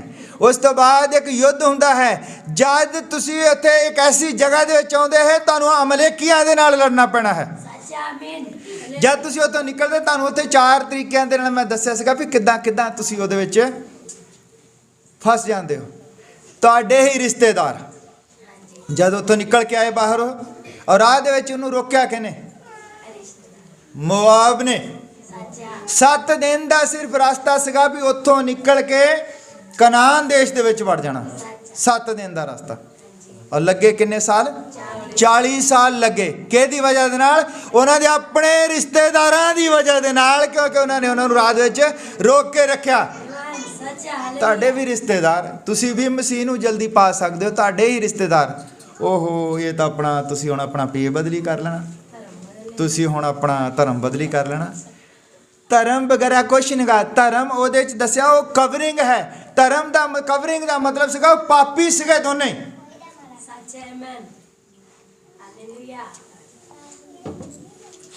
ਆਵਾਜ਼ ਖਿੱਚਦਾ ਬਹੁਤ। ਉਹ ਦੋਨੇ ਪਾਪੀ ਸੀਗੇ। ਜਦੋਂ ਪਾਪੀ ਹੀ ਸੀ ਤਾਂ ਉਦੋਂ ਉੱਥੇ ਲੇਲਾ ਕੱਟਿਆ ਜਾਂਦਾ ਹੈ। ਸਾਡੇ ਬਾਰੇ ਵੀ ਲਿਖਿਆ ਵੀ ਜਦੋਂ ਅਸੀਂ ਪਾਪੀ ਹੀ ਸਾਂ, ਜਦੋਂ ਅਸੀਂ ਪੈਦਾ ਵੀ ਨਹੀਂ ਸੀ ਹੋਏ, ਉਦੋਂ ਤੋਂ ਹੀ ਸਾਡੇ ਲਈ ਉਹਨੇ ਕੁਰਬਾਨੀ ਦੇ ਦਿੱਤੀ। ਔਰ ਜਦੋਂ ਆਦਮ ਤੇ ਹਵਾ ਜਦੋਂ ਪਾਪੀ ਹੀ ਸਨ, ਤੇ ਉਹਨਾਂ ਦੇ ਲਈ ਉੱਥੇ ਲੇਲਾ ਕੱਟਿਆ ਗਿਆ, ਔਰ ਉਹਨਾਂ ਨੂੰ ਕੱਪੜੇ ਦਿੱਤੇ ਗਏ। ਇਹਦਾ ਮਤਲਬ ਨਿਗਾ ਵੀ ਉਹ ਬਚ ਗਏ, ਉਹਨਾਂ ਦੇ ਪਾਪ ਨੂੰ ਢਕਿਆ ਗਿਆ। ਜਿੰਨੀਆਂ ਵੀ ਕੁਰਬਾਨੀਆਂ ਹੁੰਦੀਆਂ ਸੀਗੀਆਂ, ਇਹ ਸਾਰੀਆਂ ਸੀਗੀਆਂ ਉਹਨਾਂ ਦੇ ਪਾਪ ਨੂੰ ਢੱਕ ਦਿੰਦੇ ਸੀਗੇ। ਪਰ ਪ੍ਰਭੂ ਯਿਸੂ ਮਸੀਹ ਨੇ ਉਹ ਸਾਰੀਆਂ ਹੀ ਜਿਹੜੀਆਂ ਪਾਪ ਆ ਉਹ ਆਪਣੇ ਉੱਪਰ ਲੈ ਲਏ। ਤੁਸੀਂ ਦੇਖਦੇ ਹੋ ਕਿ ਜਿਹੜੀ ਜਦੋਂ ਇਹ ਆਉਂਦੇ ਉੱਥੋਂ, ਜਦੋਂ ਇਹ ਨਿਕਲ ਕੇ ਆਉਂਦੇ, ਤੇ ਰਾਸਤੇ ਦੇ ਵਿੱਚ ਇਹਨਾਂ ਨੂੰ ਪਿਆਸ ਲੱਗਦੀ ਬਹੁਤ ਜ਼ਿਆਦਾ। ਔਰ ਪਿਆਸ ਲੱਗਦੀ ਹੈ ਤੇ ਬੜਾ ਉਹ ਬਿਲਕਦੇ ਆ, ਤੜਫਦੇ ਆ, ਕਹਿੰਦੇ ਪਾਣੀ ਹੈ ਨਹੀਂਗਾ, ਸਾਨੂੰ ਪਾਣੀ ਚਾਹੀਦਾ ਹੈ। ਔਰ ਸਾਰੇ ਪਾਣੀ ਦੀ ਉਹ ਭਾਲ ਦੇ ਵਿੱਚ ਲੱਗੇ ਰਹਿੰਦੇ ਆ। ਔਰ ਮੂਸਾ ਜਿਹੜਾ ਆਰਾਮ ਦੇ ਨਾਲ ਉੱਥੇ ਬੈਠਾ ਹੁੰਦਾ ਆ, ਉਹ ਵੀ ਦੁਆ ਕਰ ਰਿਹਾ ਹੁੰਦਾ। ਔਰ ਕਿਸੇ ਬੰਦੇ ਨੂੰ ਉੱਥੇ ਪਾਣੀ ਲੱਭ ਪੈਂਦਾ, ਔਰ ਉਹ ਦੌੜ ਕੇ ਕਹਿੰਦੇ ਲੱਭ ਪਿਆ ਪਾਣੀ। ਉਹ ਜਾਂਦੇ ਕਿਸੇ ਨੂੰ ਇੱਕ ਦੇ ਅੱਗੇ ਤੋਂ ਅੱਗੇ ਔਰ ਆਪਣੀਆਂ ਬਾਲਟੀਆਂ ਭਰ ਕੇ। ਇੱਕ ਪਿਆਸ ਤਾਂ ਲੱਗੀ ਸੀ, ਇੱਕ ਨੇ ਜਦੋਂ ਇਦਾਂ ਪੀਣਾ ਸ਼ੁਰੂ ਕੀਤਾ, ਕਹਿੰਦਾ ਓਹ ਹੋ, ਇਹ ਤਾਂ ਬੜਾ ਕੌੜਾ ਪਾਣੀ। ਇਹ ਕਹਿੰਦਾ ਬਹੁਤ ਕੌੜਾ ਪਾਣੀ। ਔਰ ਮੂਸਾ ਦੇ ਕੋਲ ਜਾਂਦੇ, ਕਹਿੰਦੇ ਪਾਣੀ ਤਾਂ ਲੱਭ ਪਿਆ ਹੈ, ਪਰ ਕੌੜਾ ਬਹੁਤ ਹੈ। ਔਰ ਉਹ ਪਰਮੇਸ਼ਰ ਨੂੰ ਦੱਸਦਾ ਵੀ ਉੱਥੇ ਨਦੀ ਦੇ ਕੰਢੇ ਦੇ ਉੱਤੇ ਇੱਕ ਉੱਥੇ ਜੂਫਾ ਹੁੰਦਾ। ਜੂਫਾ ਇੱਕ ਝਾੜੀ ਹੁੰਦੀ ਹੈ, ਜਿਹਨੂੰ ਲੋਕ ਸੋਚਦੇ ਵੀ ਉਹ ਖਰੇ ਇਕੱਲੀ ਝਾੜੂ ਮਾਰਨ ਦੇ ਕੰਮ ਆਉਂਦੀ ਆ, ਜਾਂ ਉਹ ਜਾਲਾ ਝਾੜਨ ਦੇ ਕੰਮ ਆਉਂਦੀ ਹੈ। ਉਹ ਕਹਿੰਦਾ ਵੀ ਉਹ ਜੂਫੇ ਦੀ ਲੱਕੜੀ ਨੂੰ, ਜੂਫੇ ਦੇ ਜਿਹੜਾ ਉਹ ਪੌਦੇ ਨੂੰ ਪੁੱਟਣਾ ਹੈ ਜੜ ਸਮੇਤ ਪੂਰਾ ਹੀ, ਔਰ ਉਹਨੂੰ ਉਹ ਮਾਰਾ ਨਦੀ ਦੇ ਵਿੱਚ ਕਹਿੰਦਾ ਰੱਖਣਾ ਹੈ। ਔਰ ਉਹ ਜਿਹੜਾ ਮਾਰਾ ਨਦੀ ਜਿਹੜੀ ਬਹੁਤ ਕੌੜਾ ਪਾਣੀ ਸੀਗਾ, ਔਰ ਜੂਫਾ ਦਾ ਜਦੋਂ ਉਹਦੇ ਵਿੱਚ ਪੌਦਾ ਰੱਖਿਆ ਤਾਂ ਉਹ ਪਾਣੀ ਨੂੰ ਇੱਦਾਂ, ਪਾਣੀ ਹਿੱਲਦਾ ਸੀ, ਦੂਰ ਤੱਕ ਹਿਲਾਉਂਦੇ ਸੀ ਬੰਦੇ, ਪਾਣੀ ਹਿਲਾਉਂਦੇ ਸੀ ਤਾਂ ਉਹ ਜਿਹੜਾ ਪਾਣੀ ਸਾਫ਼ ਹੋ ਜਾਂਦਾ ਸੀ। ਜਦੋਂ ਸਾਫ਼ ਹੋ ਗਿਆ ਤਾਂ ਉਹ ਕਹਿੰਦਾ ਵੀ ਹੁਣ ਪੀਓ, ਔਰ ਪਾਣੀ ਜਿਹੜਾ ਉਹ ਮਿੱਠਾ ਹੋ ਗਿਆ। ਦਰਅਸਲ ਉਹ ਜਿਹੜਾ ਜੂਫੇ ਦਾ ਜਿਹੜਾ ਪੌਦਾ ਹੈ, ਉਹ ਕਰਦਾ ਕਿ ਉਹਨੇ ਜਿੰਨਾ ਉਹਦੇ ਵਿੱਚ ਕੌੜਾਪਨ ਸੀਗਾ, ਉਹਨੇ ਆਪਣੇ ਵਿੱਚ ਉਹ ਸਮੇਟ ਲਿਆ। ਕਿਉਂਕਿ ਜੇ ਉਹਦੇ ਵਿੱਚ ਹੀ ਪਰੇ ਕਰਦਾ ਰਹਿੰਦਾ ਕੌੜੇਪਨ ਨੂੰ, ਤਾਂ ਬਾਅਦ 'ਚ ਫਿਰ ਉਹ ਕੌੜੀ ਹੋ ਜਾਣੀ ਸੀ ਨਦੀ। ਉਹਨੇ ਕੀ ਕੀਤਾ, ਸਾਰਾ ਹੀ ਕੌੜਾਪਨ ਜਿਹੜਾ ਸੀਗਾ ਉਹ ਆਪਣੇ ਵਿੱਚ ਲੈ ਲਿਆ, ਔਰ ਉਹ ਪਾਣੀ ਜਿਹੜਾ ਉਹ ਮਿੱਠਾ ਹੋ ਗਿਆ। ਹਾਲੇਲੂਇਆ। ਇਦਾਂ ਹੀ ਮਸੀਹ ਨੇ ਆਪਣੇ ਉੱਪਰ ਸਾਰਾ ਪਾਪ ਜਿਹੜਾ ਸੀਗਾ ਉਹ ਉੱਪਰ ਲੈ ਲਿਆ, ਤਾਂ ਕਿ ਸਾਨੂੰ ਸ਼ਾਂਤੀ ਹੋਵੇ। ਜਦੋਂ ਉਹ ਤੋਂ ਬਾਅਦ ਜਦੋਂ ਨਿਕਲਣਾ ਸੀਗਾ, ਉੱਥੇ ਵੀ ਇਸੇ ਜੂਫੇ ਦੀ ਗੱਲ ਹੁੰਦੀ ਆ। ਉਹ ਕਹਿੰਦਾ ਜੂਫੇ ਦਾ ਜਿਹੜਾ ਪੌਦਾ ਉਹ ਲਈ, ਤੇ ਆਪਣੀ ਜਿਹੜੀ ਹੈ ਚਗਾਠਾਂ ਦੇ ਉੱਤੇ ਲੇਲੇ ਦਾ ਲਹੂ ਲਗਾਇਆ, ਉਸੇ ਜੂਫੇ ਦੇ ਨਾਲ। ਕਿਉਂਕਿ ਜੂਫਾ ਜਿਹੜਾ ਸੀ ਉੱਥੋਂ ਸਾਰੀ ਹੀ ਬੁਰਾਈ ਨੂੰ ਖਿੱਚ ਲੈਂਦਾ ਹੈ ਆਪਣੇ ਅੰਦਰ। ਔਰ ਜੂਫਾ ਹੈ ਕੀ ਹੈ? ਜੂਫਾ ਵੀ ਪ੍ਰਭੂ ਯਿਸੂ ਮਸੀਹ ਹੈ, ਜਿਹੜਾ ਤੁਹਾਡੀ ਸਾਰੀ ਬੁਰਾਈ ਨੂੰ ਆਪਣੇ ਵਿੱਚ ਖਿੱਚ ਲੈਂਦਾ ਹੈ। ਉਹਨੇ ਜਿਹੜੇ ਦੇ ਨਾਮ ਲਏ ਹੈ, ਤੇ ਥੋੜੇ ਨਾਮ ਲਏ ਹਨ। ਉਹ ਕਿਉਂ ਲਏ ਹਨ? ਛੋਟੇ ਨਾਮ ਜਿਹੜੇ ਲਏ ਹਨ, ਵਿੱਚ ਇਦਾਂ ਦੇ ਪੌਦੇ ਰੱਖੇ ਹਨ। ਉਹਨੇ ਦੇਖੋ, ਜਦੋਂ ਪ੍ਰਭੂ ਯਿਸੂ ਮਸੀਹ ਕਹਿੰਦਾ ਹੈ ਇੱਕ ਜਗ੍ਹਾ ਕਿ ਜਿੱਦਾਂ ਨੂਹ ਦੇ ਦਿਨਾਂ ਦੇ ਵਿੱਚ ਹੋਇਆ ਸੀ, ਇਦਾਂ ਹੀ ਹੋਵੇਗਾ। ਹੁਣ ਨੂਹ ਦੇ ਦਿਨਾਂ ਦੇ ਵਿੱਚ ਕੀ ਹੋਇਆ ਸੀ? ਨੂਹ ਦੇ ਦਿਨਾਂ ਦੇ ਵਿੱਚ ਹੋਇਆ ਕੀ ਸੀਗਾ? ਲੋਕ ਸਭ ਇਦਾਂ ਹੀ ਵਿਆਹ ਸ਼ਾਦੀਆਂ ਹੁੰਦੀਆਂ ਸੀਗੀਆਂ, ਸਭੋ ਕੁਝ ਕਰਦੇ ਸੀਗੇ। ਨੂਹ ਦੇ ਦਿਨਾਂ ਦੇ ਵਿੱਚ ਹੋਇਆ ਕੀ ਸੀਗਾ? ਨੂਹ ਦੇ ਦਿਨਾਂ ਦੇ ਵਿੱਚ ਉਹਨੇ ਕਿਹਾ ਵੀ ਉਹ ਨਿਸ਼ਾਨ ਦਿੱਤਾ ਜਾਵੇਗਾ ਜਿਹੜਾ ਨੂਹ ਦੇ ਦਿਨਾਂ ਦੇ ਵਿੱਚ ਦਿੱਤਾ ਗਿਆ ਸੀ। ਉੱਥੇ ਨਿਸ਼ਾਨ ਕੀ ਦਿੱਤਾ ਗਿਆ ਸੀ? ਜਹਾਜ਼, ਕਿਸ਼ਤੀ। ਉੱਥੇ ਇੱਕ ਨਿਸ਼ਾਨ ਦਿੱਤਾ ਗਿਆ ਸੀ। ਉਹ ਨਿਸ਼ਾਨ ਜਿਹੜੀ ਸੀ ਕਿਸ਼ਤੀ। ਹੁਣ ਉਹ ਕਿਸ਼ਤੀ ਦੀ ਕਹਾਣੀ ਕੀ ਸੀਗੀ ਕਿ ਕਿਸ਼ਤੀ ਜਿਹੜੀ ਹੈ ਉਹ ਸਭ ਤੋਂ ਘਟੀਆ ਲੱਕੜੀ ਲਈ ਗਈ, ਸਭ ਤੋਂ ਘਟੀਆ ਲੱਕੜੀ। ਔਰ ਉਸ ਲੱਕੜੀ ਦਾ ਜਹਾਜ਼ ਕਿੱਦਾਂ ਬਣਾਇਆ ਕਿ ਉੱਥੇ ਹੀ ਇੱਕ ਰੁੱਖ ਸੀਗਾ ਜਿਹਨੂੰ ਰਾਲ ਕਹਿੰਦੇ ਹਨ। ਔਰ ਰਾਲ ਨੂੰ ਕੱਟਿਆ ਗਿਆ, ਉਸ ਨੂੰ ਪੀੜਿਆ ਗਿਆ, ਨਿਚੋੜਿਆ ਗਿਆ, ਉਹਦੇ ਵਿੱਚੋਂ ਜਿਹੜੀ ਰਸ ਨਿਕਲੀ ਹੈ ਉਹ ਰਸ ਉਸ ਲੱਕੜ ਦੇ ਉੱਤੇ ਲਗਾਈ ਤਾਂ ਫਿਰ ਉਹ ਜਹਾਜ਼ ਜਿਹੜਾ ਮਜ਼ਬੂਤ ਬਣਿਆ। ਮਗਰ ਮੱਛ ਵੀ ਉਹਦੇ ਵਿੱਚ ਟੱਕਰਾਂ ਮਾਰਨ ਤਾਂ ਕੁਝ ਨਹੀਂ ਹੋ ਸਕਦਾ। ਤੇ ਪ੍ਰਭੂ ਯਿਸੂ ਮਸੀਹ ਨੇ ਕਿਹਾ ਵੀ ਇਦਾਂ ਹੋਵੇਗਾ ਵੀ ਜਿਹੜੇ ਪਾਪੀ ਲੋਕ ਜਿਨ੍ਹਾਂ ਦਾ ਜੀਵਨ ਉਸ ਗੋਫਰ ਦੀ ਲੱਕੜੀ ਵਰਗਾ ਹੈ, ਉਹਨਾਂ ਦੇ ਲਈ ਉੱਥੇ ਰਾਲ ਦਾ ਰੁੱਖ ਕੱਟਿਆ ਗਿਆ ਹੈ। ਔਰ ਉਹ ਲੇਪ ਕਰੇਗਾ ਤਾਂ ਆਪਣੇ ਵਿਸ਼ਵਾਸੀ ਜਿਹੜਾ ਉਹਦੇ ਵਿੱਚ ਆ ਜਾਏਗਾ, ਜਿਹੜਾ ਉਹਦੇ ਵਿੱਚ ਆ ਜਾਏਗਾ ਉਹ ਬਚਾ ਲਿਆ ਜਾਵੇਗਾ। ਇਹ ਹੈ ਉਹ ਨੂਹ ਦੇ ਦਿਨਾਂ ਦਾ ਕੰਮ। ਹਾਲੇਲੂਇਆ। ਉਹ ਚਿੰਨ੍ਹ ਦਿੱਤਾ ਗਿਆ ਸੀਗਾ ਉੱਥੇ ਜਹਾਜ਼। ਉਹ ਚਿੰਨ੍ਹ ਕੌਣ ਹੈ? ਪ੍ਰਭੂ ਯਿਸੂ ਮਸੀਹ। ਹਾਲੇਲੂਇਆ। ਤੇ ਉਹਦੇ ਤੋਂ ਬਿਨਾਂ ਕੁਝ ਨਹੀਂ ਹੈ। ਪ੍ਰਭੂ ਯਿਸੂ ਮਸੀਹ ਹੀ ਸੰਸਾਰ ਦੇ ਲਈ ਸਭੋ ਕੁਝ ਬਣਿਆ ਹੈ। ਔਰ ਲੋਕਾਂ ਨੂੰ ਜਿਨ੍ਹਾਂ ਨੂੰ ਨਹੀਂ ਸਮਝ ਆਉਂਦੀ, ਔਰ ਮੈਂ ਪਿਛਲੇ ਪ੍ਰਚਾਰਾਂ ਦੇ ਵਿੱਚ ਦੱਸਿਆ ਹੈ ਬਹੁਤ ਵਾਰ, ਪਰਮੇਸ਼ਰ ਇੱਕ ਬਾਦਸ਼ਾਹਤ ਹੈ, ਸਵਰਗੀ ਇੱਕ ਬਾਦਸ਼ਾਹਤ ਹੈ। ਪਰਮੇਸ਼ਰ ਚਾਹੁੰਦਾ ਹੈ ਕਿ ਧਰਤੀ ਦੇ ਉੱਤੇ ਇੱਕ ਬਾਦਸ਼ਾਹ ਤਿਆਰ ਕਰੇ। ਔਰ ਜਿਹੜੀ ਉਹਦੀ ਉੱਪਰਲੀ ਬਾਦਸ਼ਾਹਤ ਉਹਦੀ ਹੈ, ਧਰਤੀ ਦੇ ਉੱਤੇ ਜਿਹੜੀ ਬਾਦਸ਼ਾਹਤ ਹੈ ਉਹ ਮਨੁੱਖਾਂ ਦੇ ਲਈ ਤਿਆਰ ਕਰਨਾ ਚਾਹੁੰਦਾ। ਫਿਰ ਮਨੁੱਖ ਉਸ ਤਰ੍ਹਾਂ ਦੇ ਹੋਣ, ਮਨੁੱਖ ਇਸ ਕਾਬਿਲ ਹੋਣ। ਔਰ ਇਸੇ ਲਈ ਉਹ ਸਾਨੂੰ ਟ੍ਰੇਨਡ ਕਰਦਾ ਹੈ। ਹਾਲੇਲੂਇਆ। ਇਸ ਲਈ ਪ੍ਰਭੂ ਨੂੰ ਧੰਨਵਾਦ ਵੀ ਕਹਿਣਾ ਹੁੰਦਾ, ਕਿਉਂਕਿ ਪ੍ਰਭੂ ਨੇ ਤੁਹਾਡੇ ਲਈ ਸਭੋ ਕੁਝ ਕੀਤਾ ਹੈ। ਉਹ ਤੁਹਾਡੇ ਲਈ ਯਹੋਵਾ ਜਿਰੇ ਬਣਿਆ, ਤੁਹਾਡੇ ਲਈ ਉਹਨੇ ਕੁਰਬਾਨੀ ਦਾ ਇੰਤਜ਼ਾਮ ਕੀਤਾ ਹੈ ਤਾਂ ਕਿ ਤੁਸੀਂ ਨਾ ਮਰੋ, ਤੁਹਾਡੀ ਜਗ੍ਹਾ ਉਹ ਮਰੇ। ਹਾਲੇਲੂਇਆ। ਤੁਸੀਂ ਇਸ ਚੀਜ਼ ਦੀ ਕਲਪਨਾ ਕਰਕੇ ਦੇਖੋ ਵੀ ਮਰਨਾ ਅਸੀਂ ਸੀ ਔਰ ਸਾਡੀ ਜਗ੍ਹਾ ਤੇ ਕੋਈ ਹੋਰ ਮਰ ਗਿਆ। ਹਾਲੇਲੂਇਆ। ਤੁਹਾਨੂੰ ਮਾਫ ਨਹੀਂ ਹੋ ਗਿਆ ਹੈ। ਤੁਸੀਂ ਇਦਾਂ ਕਦੀ ਨਾ ਸੋਚੋ ਵੀ ਤੁਹਾਨੂੰ ਮਾਫ ਹੋ ਗਿਆ ਹੈ। ਮਾਫ ਨਹੀਂ ਹੋਇਆ। ਮੰਨ ਲਓ ਕਿ ਮੈਂ ਕਿਸੇ ਬੰਦੇ ਨੂੰ 5000 ਰੁਪਇਆ ਦੇਣਾ ਹੈ ਔਰ ਮੇਰੀ ਜਗ੍ਹਾ ਤੇ ਭਾਈ ਸਾਬੀ ਦੇ ਦਿੰਦਾ ਹੈ ਔਰ ਮੈਨੂੰ ਨਹੀਂ ਪਤਾ, ਔਰ ਉਹ ਬੰਦਾ ਮੈਨੂੰ ਕਹਿੰਦਾ ਜੀ ਹੋ ਗਿਆ, ਤੁਹਾਡਾ ਹਿਸਾਬ ਹੋ ਗਿਆ, ਪਰ ਉਹ ਕਿਸੇ ਦੂਜੇ ਨੇ ਭਰ ਦਿੱਤੇ ਆ ਪੈਸੇ। ਗੱਲ ਸਮਝ ਲੱਗਦੀ ਹੈ? ਜਿਹੜੇ ਤੁਸੀਂ ਪਾਪ ਕੀਤੇ ਸੀਗੇ, ਜਿਹੜੇ ਅਸੀਂ ਪਾਪ ਕੀਤੇ ਹਨ, ਉਹ ਸਾਨੂੰ ਮਾਫ ਨਹੀਂ ਹੋਏ। ਉਹ ਕਿਸੇ ਨੇ ਆਪਣੇ ਉੱਪਰ ਚੁੱਕ ਕੇ ਜਾਨ ਦੇ ਦਿੱਤੀ ਹੈ। ਉਹ ਮਰ ਗਿਆ ਹੈ ਸਾਡੇ ਲਈ। ਹਾਲੇਲੂਇਆ। ਤੇ ਤੁਹਾਨੂੰ ਤਾਂ ਫ੍ਰੀ ਦੇ ਵਿੱਚ ਹੀ ਮਿਲ ਗਿਆ ਸਭ ਕੁਝ। ਤੁਸੀਂ ਹੁਣ ਉਹਨੂੰ ਧੰਨਵਾਦ ਵੀ ਨਹੀਂ ਕਰ ਸਕਦੇ। ਧੰਨਵਾਦ ਕਰ ਸਕਦੇ ਨਾ ਅਸੀਂ ਉਹਨੂੰ। ਔਰ ਜਦ ਇਹ ਸਭ ਕੁਝ ਅਸੀਂ ਦੇਖਦੇ ਹਾਂ, ਉਹਦੇ ਲਈ ਕੋਈ ਵੀ ਕੰਮ ਔਖਾ ਨਹੀਂਗਾ। ਤੁਹਾਡੀ ਬਿਮਾਰੀ, ਤੁਹਾਡੀ ਕਮਜ਼ੋਰੀ ਔਰ ਜੋ ਵੀ ਕੁਝ ਤੁਹਾਨੂੰ ਚਾਹੀਦਾ ਹੈ, ਉਹਦੇ ਲਈ ਕੁਝ ਵੀ ਔਖਾ ਨਹੀਂਗਾ। ਉਹ ਮਿੰਟ 'ਚ ਦੇ ਸਕਦਾ ਹੈ, ਪਰ ਉਹ ਚਾਹੁੰਦਾ ਹੈ ਕਿ ਤੁਸੀਂ ਪਹਿਲਾਂ ਵਿਸ਼ਵਾਸੀ ਬਣੋ। ਤੁਸੀਂ ਪਹਿਲਾਂ ਵਿਸ਼ਵਾਸ ਕਰੋ, ਤੁਸੀਂ ਜਾਣੋ ਕਿ ਉਹ ਹੈ ਕੀ ਚੀਜ਼, ਕਿਉਂ ਇਹ ਸਭ ਕੁਝ ਹੈ। ਜਦ ਤੁਸੀਂ ਇਹ ਜਾਣ ਜਾਓਗੇ ਫਿਰ ਆਪਣੇ ਆਪ ਤੁਹਾਨੂੰ ਉਹ ਮਿਲ ਜਾਏਗਾ। ਹਾਲੇਲੂਇਆ। ਸਾਨੂੰ ਤਾਂ ਅਜੇ ਤੱਕ ਇਹ ਨਹੀਂ ਪਤਾ ਲੱਗਿਆ ਵੀ ਅਸੀਂ ਮੰਨਦੇ ਕਿਹਨੂੰ ਆ। ਹਜੇ ਤੱਕ ਲੋਕ ਇੱਕ ਵਾਰੀ ਇੱਕ ਭੈਣ ਸਾਡੇ ਇੱਥੇ ਆਉਂਦੇ ਹੁੰਦੇ ਸੀਗੇ ਤੇ ਉਹ ਉਹਨਾਂ ਨੂੰ ਕਿੰਨੀ ਦੇਰ ਆਉਂਦੇ ਰਹੇ। ਜਦੋਂ ਉਹਨਾਂ ਨੂੰ ਅਸੀਂ ਕਿਹਾ ਵੀ ਹੁਣ ਤੁਸੀਂ ਤੌਬਾ ਕਰ ਲਓ, ਬਪਤਿਸਮਾ ਲੈ ਲਓ, ਉਸ ਤੋਂ ਬਾਅਦ ਨਹੀਂ ਆਏ। ਉਹ ਗਏ, ਉਹਨਾਂ ਨੂੰ ਕਹਿੰਦੇ ਵੀ ਤੁਹਾਡਾ ਧਰਮ ਬਦਲੀ ਹੋ ਜਾਣਾ ਆ, ਤੁਹਾਡਾ ਤਾਂ ਪੇ ਬਦਲੀ ਹੋ ਜਾਣਾ ਆ। ਹੁਣ ਮੈਨੂੰ ਬੜੇ ਦੁੱਖ ਦੇ ਨਾਲ ਕਹਿਣਾ ਪੇ ਸਾਨੂੰ ਕਿੱਦਾਂ ਪਤਾ ਲੱਗੇਗਾ ਵੀ ਸਾਡਾ ਪੇ ਕਿਹੜਾ। ਤੁਸੀਂ ਆਪਣੇ ਬੈੱਡ ਦੇ ਉੱਤੇ ਜਦੋਂ ਸ਼ਾਮ ਨੂੰ ਅੱਜ ਸੋਚਣਾ ਹੈ, ਲੰਮੇ ਪੈਣਾ ਹੈ ਜਾਂ ਕੋਈ ਕੰਮ ਕਰਦੇ ਜਦੋਂ ਤੁਸੀਂ ਫ੍ਰੀ ਹੋਗੇ, ਤੁਸੀਂ ਸੋਚੋ ਕਿ ਤੁਹਾਡਾ ਪੇ ਕੌਣ ਆ। ਕੌਣ ਹੈ ਤੁਹਾਡਾ ਪੇ? ਜੇ ਤੁਹਾਡਾ ਪੇ ਜਿਹੜਾ ਦੂਸਰਾ ਹੈ ਕੋਈ ਜਿਹਨੂੰ ਤੁਸੀਂ ਬਣਾ ਕੇ ਬੈਠੇ ਹੋ ਪੇ, ਤਾਂ ਉਹਦਾ ਜੀਵਨ ਦੇਖੋ, ਉਹਨੇ ਤੁਹਾਡੇ ਲਈ ਕੀਤਾ ਕੀ ਹੈ। ਉਹਨੇ ਕੀ ਕੀਤਾ? ਔਰ ਇੱਕ ਦੂਜੇ ਪਾਸੇ ਉਹ ਜਿਹੜਾ ਕਹਿੰਦਾ ਕਿ ਮੈਂ ਤੁਹਾਡਾ ਪਿਤਾ ਹਾਂ, ਮੈਂ ਤੁਹਾਡਾ ਅੱਬਾ ਹਾਂ, ਤੁਸੀਂ ਮੈਨੂੰ ਪੁਕਾਰੋ। ਤੇ ਉਹਦੇ ਵੱਲ ਦੇਖੋ ਉਹਨੇ ਕੀ ਕੀਤਾ। ਜਦ ਤੁਸੀਂ ਮਰਨਾ ਸੀ ਉਹ ਯਹੋਵਾ ਜਿਰੇ ਬਣ ਗਿਆ, ਉਹਨੇ ਤੁਹਾਡੇ ਲਈ ਕੁਰਬਾਨੀ ਦਾ ਇੰਤਜ਼ਾਮ ਕਰ ਦਿੱਤਾ। ਜਦ ਤੁਸੀਂ ਯੁੱਧ ਦੇ ਮੈਦਾਨ ਦੇ ਵਿੱਚ ਸੀ ਤੇ ਉਹ ਯਹੋਵਾ ਨਿਸ਼ੀ ਬਣ ਗਿਆ। ਜਦ ਤੁਸੀਂ ਬਿਮਾਰ ਸੀ ਉਦੋਂ ਉਹ ਯਹੋਵਾ ਰਾਫਾ ਬਣ ਗਿਆ। ਔਰ ਉਹ ਬਣ ਕੇ ਉਹਨੇ ਕੀਤਾ, ਕਿਸੇ ਹੋਰ ਬਣ ਕੇ ਉਹਨੇ ਕੰਮ ਕੀ ਕੀਤਾ? ਆਪ ਹੀ ਉਹਨੇ ਕੁਰਬਾਨੀ ਦਿੱਤੀ ਆਪਣੀ। ਹਾਲੇਲੂਇਆ। ਤਾਂ ਕਿ ਤੁਹਾਨੂੰ ਕੋਈ ਦੁੱਖ ਨਾ ਹੋਵੇ, ਤੁਸੀਂ ਸੁਖੀ ਰਹੋ, ਔਰ ਆਪ ਉਹਨੇ ਦੁੱਖ ਚੱਲੇ। ਹਾਲੇਲੂਇਆ। ਤੁਸੀਂ ਦੇਖੋ ਕਿ ਪਰਮੇਸ਼ਰ ਹੋਣ ਦੇ ਬਾਵਜੂਦ, ਪਰਮੇਸ਼ਰ ਹੋਣ ਦੇ ਬਾਵਜੂਦ ਉਹ ਧਰਤੀ ਦੇ ਉੱਤੇ ਆ ਗਿਆ। ਔਰ ਉੱਥੇ ਜਿਹੜੇ ਲੋਕ ਸੀਗੇ ਜਿਨ੍ਹਾਂ ਦਾ ਕੋਈ ਵਜੂਦ ਨਹੀਂ ਸੀ, ਉਹਨਾਂ ਲੋਕਾਂ ਨੇ ਉਹਨੂੰ ਚਪੇੜਾ ਮਾਰੀਆਂ। ਪਰਮੇਸ਼ਰ ਦੇ ਲੋਕਾਂ ਨੇ ਚਪੇੜਾ ਮਾਰੀਆਂ। ਰੱਬ ਦੇ ਕਿਹਦੀ ਖਾਤਰ ਉਹਨੇ ਸਭ ਕੁਝ ਝੱਲਿਆ? ਕਿਹਦੀ ਖਾਤਰ? ਤਾਂ ਕਿ ਅਸੀਂ ਨਾ ਮਰੀਏ।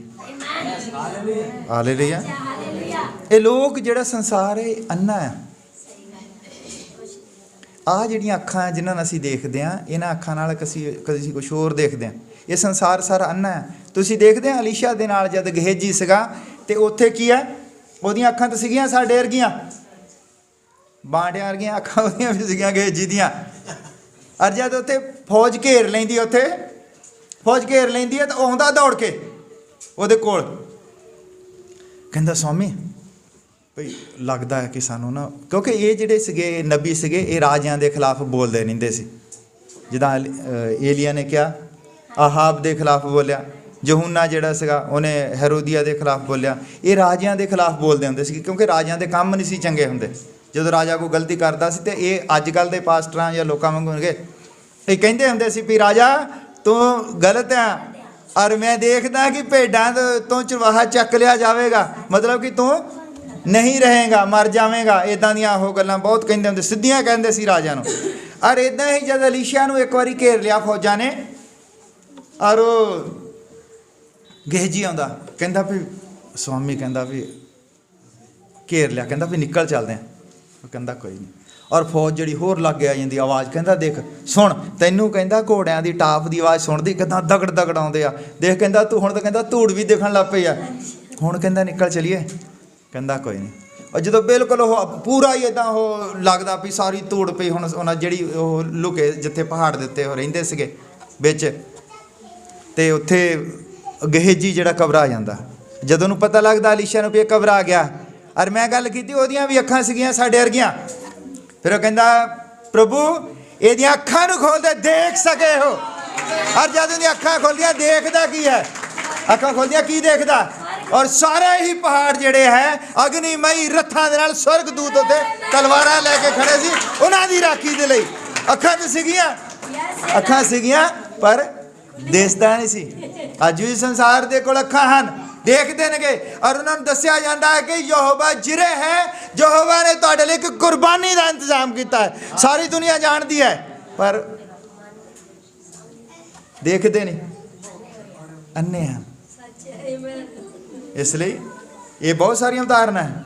ਕਈ ਜਿਹੜੇ ਉਹ ਅੰਨੇ ਬਾਈਬਲ ਦੇ ਵਿੱਚ ਦੱਸੇ ਆ ਸਾਨੂੰ ਵੀ ਜਦੋਂ ਦੁਆ ਕਰਦੇ ਕਹਿੰਦੇ ਪ੍ਰਭੂ ਦੀਆਂ ਅੱਖਾਂ ਖੋਲ੍ਹ ਦੇ। ਅਸੀਂ ਵੀ ਅੱਜ ਦੁਆ ਕਰਦੇ ਹਾਂ ਕਿ ਪ੍ਰਭੂ ਸਾਡੀਆਂ ਅੱਖਾਂ ਨੂੰ ਖੋਲ੍ਹੇ।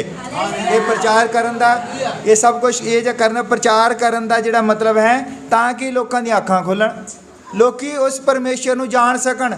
ਪ੍ਰਚਾਰ ਦਾ ਮਤਲਬ ਵੀ ਮੈਂ ਇੱਥੇ ਆਪਣੀ ਕੋਈ ਲਿਆਕਤ, ਆਪਣੀ ਨੌਲੇਜ ਦੱਸਣ ਲਈ ਨਿਗਾਹ ਵੀ ਮੈਂ ਆਹ ਮੇਰੀ ਨੌਲੇਜ ਜਿਹੜੀ ਹੈ ਦੂਸਰੇ ਪਾਸੇ ਹੈ। ਹਾਲੇਲੂਇਆ। ਸੰਸਾਰ ਦੀ ਜਿਹੜੀ ਨੌਲੇਜ ਹੈ ਉਹ ਦੱਸਣ ਦੇ ਲਈ ਨਹੀਂ ਸੀ ਇੱਥੇ ਖੜੇ। ਸੰਸਾਰ ਨੇ ਜੋ ਕਰ ਰਿਹਾ ਹੈ, ਅਗਰ ਮੈਂ ਤੁਹਾਨੂੰ ਇੱਕ ਮਾੜਾ ਜਿਹਾ ਹੁਣ ਉਦਾਹਰਨ ਦੇਣਾ, ਮਾੜੀ ਜਿਹੀ ਸੰਸਾਰ ਕੀ ਕਰ ਰਿਹਾ ਹੈ? ਸੰਸਾਰ ਕਰ ਰਿਹਾ ਕਿ ਅੱਜ ਤੁਸੀਂ ਫੇਸਬੁੱਕ ਚਲਾਉਂਦੇ ਹੋ ਸਾਰੀ, ਔਰ ਇਹ ਹੀ ਫੇਸਬੁੱਕ ਜਿਹੜੀ ਹੈ ਮੈਟਾਵਰਸ ਬਣ ਜਾ ਰਿਹਾ ਹੈ। ਫੇਸਬੁੱਕ ਦਾ ਨਾਮ ਚੇਂਜ ਹੋ ਜਾਏਗਾ ਆਉਣ ਵਾਲੇ ਕੁਝ ਦਿਨਾਂ ਦੇ ਵਿੱਚ, ਉਹਦਾ ਨਾਮ ਹੋਵੇਗਾ ਮੈਟਾਵਰਸ। ਮੈਟਾਵਰਸ, ਮੈਂ ਸਾਇੰਸ ਦਾ ਪ੍ਰਚਾਰ ਨਹੀਂ ਕਰਦਾ, ਮੈਂ ਭਾਈ ਨਾਲ ਵੀ ਗੱਲ ਕਰਦਾ ਹੈ। ਮੈਂ ਕਿਹਾ ਵੀ ਮੈਂ ਸਾਇੰਸ ਦਾ ਪ੍ਰਚਾਰ ਕਰਾਂਗਾ ਤੇ ਲੋਕ ਉਸ ਚੀਜ਼ ਨੂੰ ਨਹੀਂ ਸਮਝ ਪਾਉਣਗੇ, ਪਰ ਮੈਂ ਤੁਹਾਡੇ ਹੌਸਲੇ ਲਈ ਤੁਹਾਨੂੰ ਦੱਸਦਾ ਹਾਂ ਕਿ ਹੋ ਕੀ ਰਿਹਾ ਹੈ ਸੰਸਾਰ ਦੇ ਵਿੱਚ ਤੇ ਅਸੀਂ ਕੀ ਕਰਦੇ ਹਾਂ। ਸੰਸਾਰ ਦੇ ਵਿੱਚ ਹੋ ਰਿਹਾ ਕਿ ਇੱਕ ਮੈਟਾਵਰਸ ਬਣਨ ਜਾ ਰਿਹਾ। ਮੈਟਾਵਰਸ ਦਾ ਮਤਲਬ ਕੀ ਹੁੰਦਾ ਹੈ ਕਿ ਸਾਡੀਆਂ ਕਲਪਨਾਵਾਂ ਤੋਂ ਬਾਹਰ।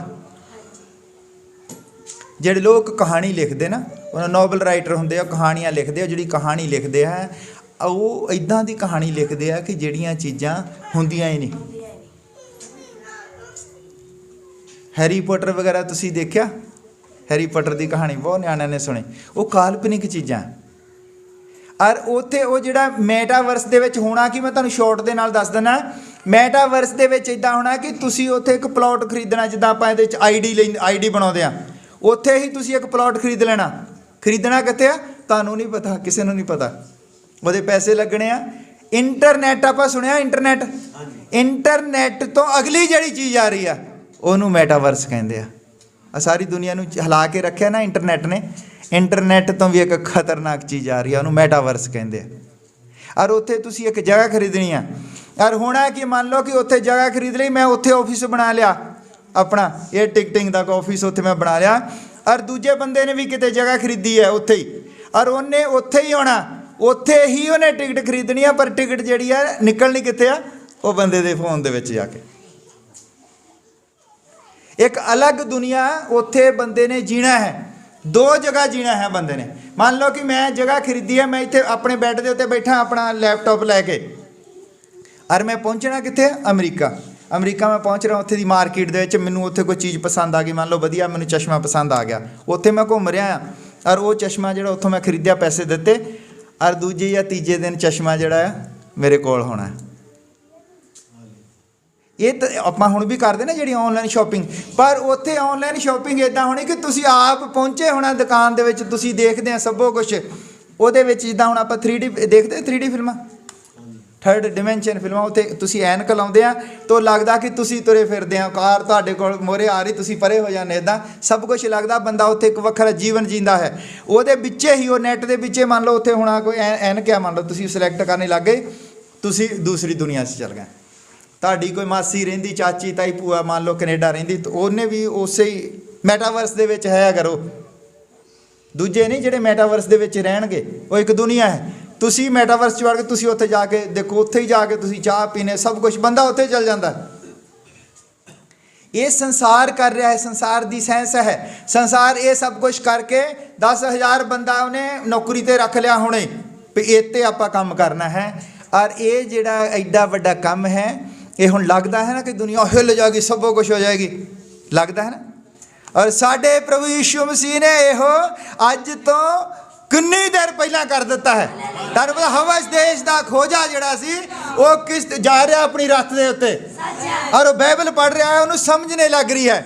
ਔਰ ਪਵਿੱਤਰ ਆਤਮਾ ਨੇ ਦੇਖਿਆ ਕਿ ਇਹਨੂੰ ਬਾਈਬਲ ਸਮਝ ਨਹੀਂ ਲੱਗ ਰਿਹਾ, ਬੰਦਾ ਚਾਹੀਦਾ। ਔਰ ਉਹ ਤੋਂ 94 ਕਿਲੋਮੀਟਰ ਦੂਰ ਤੇ ਫਿਲਿਪਸ ਨਾਂ ਦਾ ਉੱਥੇ ਬੰਦਾ ਜਿਹੜਾ ਪ੍ਰਚਾਰ ਕਰ ਰਿਹਾ ਸੀ, ਉੱਥੋਂ ਚੁੱਕਿਆ ਉਹਨੂੰ, ਔਰ ਉੱਥੇ ਆਇਆ, ਉਹਨੂੰ ਸਮਝਾ ਕੇ ਬਪਤਿਸਮਾ ਦੇ ਕੇ ਫਿਰ ਉੱਥੇ ਹੀ ਪ੍ਰਚਾਰ ਕਰ ਰਿਹਾ ਸੀ। ਇਹ ਮੈਟਾਵਰਸ ਤੋਂ ਵੀ ਉੱਤੇ ਦੀ ਚੀਜ਼ ਹੈ ਜਿਹੜੀ ਅਸੀਂ ਕਰ ਰਹੇ ਹਾਂ। ਸਾਇੰਸ ਉੱਥੇ ਤੱਕ ਨਹੀਂ ਪਹੁੰਚ ਸਕਦੀ, ਭਾਵੇਂ ਜੋ ਮਰਜ਼ੀ ਕਰ ਲਵੇ। ਇਹ ਜਿਹੜੀ ਸਾਇੰਸ ਹੈ ਬਾਈਬਲ ਦੇ ਵਿੱਚੋਂ ਹੀ ਨਿਕਲੀ ਹੈ। ਉਹ ਸੋਚਦੇ ਆ ਉਹ ਬੈਠ ਕੇ ਵੀ ਇੱਦਾਂ ਕਿੱਦਾਂ ਹੋਇਆ ਹੋਵੇਗਾ, ਇੱਦਾਂ ਕਿੱਦਾਂ ਹੋ ਗਿਆ। ਬੰਦਾ 94 ਕਿਲੋਮੀਟਰ ਦੂਰ ਤੇ ਪ੍ਰਚਾਰ ਕਰ ਰਿਹਾ, ਔਰ ਉੱਥੇ ਆਇਆ, ਉਹਨੂੰ ਸਮਝਾ ਕੇ ਉਹਦੀ ਕਿਸ਼ਤੀ 'ਚ ਬੈਠਾ। ਔਰ ਬਾਈਬਲ 'ਚ ਲਿਖਿਆ ਕਿ ਆਤਮਾ ਦੇ ਵਿੱਚ ਆਇਆ ਤੇ ਆਤਮਾ ਹੀ ਉਹਨੂੰ ਚੁੱਕ ਕੇ ਉੱਥੇ ਲੈ ਗਿਆ। ਇਹ ਦੋ ਤਰ੍ਹਾਂ ਦੇ ਸਰੀਰ ਹਨ। ਅਸੀਂ ਹੁਣ ਜਦੋਂ ਮੈਂ ਇਹ ਪੜ੍ਹਦਾ ਸੀ, ਮੈਨੂੰ ਸਮਝ, ਮੈਂ ਕਿਹਾ ਉਹ ਜਿਹੜੇ ਅਸੀਂ ਸਰੀਰਾਂ ਦੀ ਗੱਲ ਕਰਦੇ ਹਾਂ ਕਿ ਜਦ ਅਸੀਂ ਇੱਥੋਂ ਪ੍ਰਭੂ ਨੂੰ ਮਿਲਣ ਜਾਣਾ ਹੈ, ਪ੍ਰਭੂ ਨੇ ਹੁਣ ਦੁਬਾਰਾ ਇਸ ਸਰੀਰ 'ਚ ਨਹੀਂ ਆਉਣਾ ਜਿਹੜੇ ਸਰੀਰ ਦੇ ਵਿੱਚ ਉਹ ਧਰਤੀ ਦੇ ਉੱਤੇ ਘੁੰਮਿਆ। ਉਹ ਇੱਕ ਐਪੀਫੈਨੀ ਸਰੀਰ ਹੁੰਦਾ ਹੈ, ਉਹ ਦੂਜਾ ਸਰੀਰ ਹੈ। ਔਰ ਅਸੀਂ ਉਹਨੂੰ ਜਦੋਂ ਮਿਲਣ ਜਾਣਾ, ਸਾਡਾ ਸਰੀਰ ਥਿਓਫੈਨੀ ਹੋਣਾ। ਇਹ ਮੈਟਾਵਰਸ ਵਾਲੇ ਕਰਨਾ ਚਾਹੁੰਦੇ ਆ ਵੀ ਕਿੱਦਾਂ ਉੱਥੇ ਜਾਣਾ ਹੈ, ਪਰ ਉਹ ਇਹ ਨਹੀਂ ਕਰ ਪਾਉਣਗੇ ਇੱਦਾਂ ਜਿੱਦਾਂ ਅਸੀਂ। ਸਾਡਾ ਤਾਂ ਪਤਾ ਨਹੀਂ ਉਹਦਾ ਕੀ ਨਾਂ ਰੱਖਿਆ ਹੋਇਆ ਪ੍ਰਭੂ ਨੇ, ਉਹਨੇ ਰੱਖਿਆ ਰੈਪਚਰ, ਰੱਖਿਆ ਰੈਪਚਰ ਉਹਦਾ ਨਾਂ। ਤੇ ਉਹ ਅਸੀਂ ਇੱਦਾਂ ਹੀ, ਆਹ ਜਿਹੜਾ ਸਰੀਰ ਹੈ ਇਹ ਸਾਡਾ ਬਦਲੀ ਹੋ ਜਾਏਗਾ ਜਿੱਦਣ ਉਹਨੇ ਆਉਣਾ, ਤੇ ਅਸੀਂ ਉਹਨੂੰ ਅਸਮਾਨ ਦੇ ਉੱਤੇ ਮਿਲਣ ਜਾਵਾਂਗੇ। ਇਹ ਟੈਕਨੀਕ ਨੂੰ ਸਾਇੰਸ ਪਾਉਣਾ ਚਾਹੁੰਦੀ ਆ ਹੁਣ, ਪਰ ਇਹ ਤੁਹਾਨੂੰ ਲੱਗਦਾ ਨਾ ਕਿ ਸਭ ਕੁਝ ਸੱਚ ਹੈ। ਪਹਿਲਾਂ ਲੋਕ ਸੋਚਦੇ ਕਿ ਬਾਈਬਲ ਦੀਆਂ ਖਰੇ ਕਹਾਣੀਆਂ। ਹੌਲੀ ਹੌਲੀ ਹੌਲੀ ਹੌਲੀ ਸੰਸਾਰ ਜਿਹੜਾ ਹੈ ਸੱਚਾਈ ਵੱਲ ਨੂੰ ਵੱਧਦਾ ਜਾ ਰਿਹਾ ਹੈ। ਔਰ ਕਹਿ ਵੀ ਹਰ ਇੱਕ ਗੋਡਾ ਉਹਦੇ ਸਾਹਮਣੇ ਝੁਕੇਗਾ, ਇੱਦਾਂ ਹੀ ਝੁਕੇਗਾ ਕਿ ਜੋ ਕੁਝ ਬਾਈਬਲ 'ਚ ਲਿਖਿਆ ਹੈ ਇਹ ਲੋਕਾਂ ਨੇ ਕਰਨਾ ਹੈ, ਤਾਂ ਸੱਚਾਈ ਉਹਨਾਂ ਨੂੰ ਪਤਾ ਲੱਗੀ ਜਾਣੀ ਹੈ। ਹਾਲੇਲੂਇਆ। ਔਰ ਪ੍ਰਭੂ ਨੇ ਸਭ ਕੁਝ ਸਾਡੇ ਲਈ ਕੀਤਾ ਹੈ ਤਾਂ ਕਿ ਉਹ ਸਾਨੂੰ ਉਸ ਲੈਵਲ ਤੱਕ ਲੈ ਕੇ ਜਾ ਸਕੇ। ਸਾਡੇ ਵਿੱਚ ਕੋਈ ਚੋਰੀ, ਕੋਈ ਬੱਜ, ਕੋਈ ਇਸ ਤਰ੍ਹਾਂ ਦੀ ਚੀਜ਼ ਨਾ ਰਹੇ ਕਿ ਅਸੀਂ ਇੱਥੇ ਥੱਲੇ ਰਹਿ ਜਾਈਏ, ਕਿਉਂਕਿ ਉਹ ਸਾਨੂੰ ਪ੍ਰੇਮ ਕਰਦਾ ਹੈ। ਇਸ ਲਈ ਤੁਹਾਨੂੰ ਵੀ ਚਾਹੀਦਾ ਹੈ ਕਿ ਤੁਸੀਂ ਉਹਦੇ ਨਾਲ ਪ੍ਰੇਮ ਕਰੋ। ਹੁਣ ਮੈਂ ਸ਼ੁਰੂ ਕੀਤਾ ਸੀ ਕਿ ਲੋਕ ਜਿਹੜੇ ਹੈ ਰੱਬ ਨੂੰ ਮੰਨਦੇ ਕਿਉਂ ਆ? ਕਿਉਂ ਮੰਨਦੇ ਆ? ਕਿ ਉਹਨਾਂ ਨੂੰ ਕਿਤੇ ਬਚਾ ਲਵੇ। ਤੇ ਹੁਣ ਤੁਹਾਨੂੰ ਪਤਾ ਲੱਗ ਗਿਆ ਕਿ ਕਿਹੜੇ ਰੱਬ ਨੇ ਬਚਾਉਣਾ। ਕੌਣ ਬਚਾਉਂਦਾ?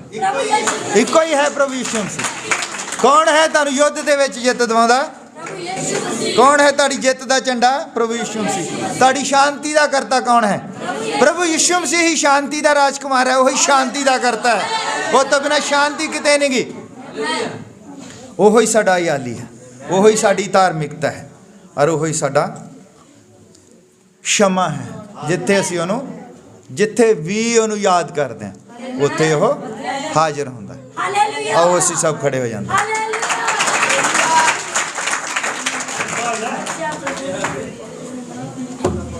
ਅਸੀਂ ਦੁਆ ਦੇ ਵਿੱਚ ਜਾਂਦੇ ਹਾਂ। ਪ੍ਰਭੂ ਯਿਸੂ ਮਸੀਹ, ਤੇਰਾ ਬਹੁਤ ਧੰਨਵਾਦ ਕਰਦੇ ਹਾਂ ਪਿਤਾ, ਅੱਜ ਦੇ ਦਿਨ ਦੇ ਲਈ ਤੂੰ ਸਾਡੇ ਜੀਵਨ ਦੇ ਵਿੱਚ ਰੱਖਿਆ ਹੈ ਪਿਤਾ। ਅਸੀਂ ਜਾਣਿਆ ਹੈ ਕਿ ਤੂੰ ਹੀ ਯਹੋਵਾ ਜਿਰੇ ਹੈ, ਤੂੰ ਹੀ ਯਹੋਵਾ ਰਾਫਾ ਹੈ, ਤੂੰ ਹੀ ਯਹੋਵਾ ਸ਼ਮਾ ਹੈ ਪਿਤਾ। ਸਭ ਕੁਝ ਤੂੰ ਹੀ ਹੈ, ਤੇਰੇ ਤੋਂ ਇਲਾਵਾ ਕੁਛ ਨਹੀਂ ਹੈ ਪਿਤਾ। ਤੂੰ ਸਾਡੇ ਉੱਤੇ ਕਿਰਪਾ ਕੀਤੀ ਹੈ, ਤੂੰ ਸਾਨੂੰ ਸੰਭਾਲ ਕੇ ਰੱਖਿਆ ਹੈ ਪ੍ਰਭੂ। ਤੇਰਾ ਬਹੁਤ ਧੰਨਵਾਦ ਕਰਦੇ ਹਾਂ। ਕੱਲੇ ਕੱਲੇ ਨਿਸ਼ੂ ਅਗਰ ਸਾਡੇ ਵਿੱਚ ਕੋਈ ਬਿਮਾਰ ਹੈ ਪਿਤਾ, ਤੇ ਅਸੀਂ ਜਾਣਦੇ ਹਾਂ ਕਿ ਤੂੰ ਅੱਜ ਤੋਂ 2000 ਸਾਲ ਪਹਿਲਾਂ ਸਾਡੀ ਬਿਮਾਰੀ ਦਾ ਇਲਾਜ ਕਰ ਦਿੱਤਾ ਹੈ ਪਿਤਾ। ਸਾਡੀ ਖਾਤਰ ਤੂੰ ਕੋੜੇ ਖਾ ਲਏ ਹਨ ਪਿਤਾ, ਤਾਂ ਕਿ ਅਸੀਂ ਚੰਗੇ ਹੋ ਗਏ ਹਾਂ ਪਿਤਾ। ਉਹ ਪ੍ਰਭੂ ਤੇਰਾ ਬਹੁਤ ਧੰਨਵਾਦ, ਤੇਰੀ ਮਹਿਮਾ, ਤੇਰੀ ਵਡਿਆਈ ਕਰਦੇ ਹਾਂ ਪਿਤਾ।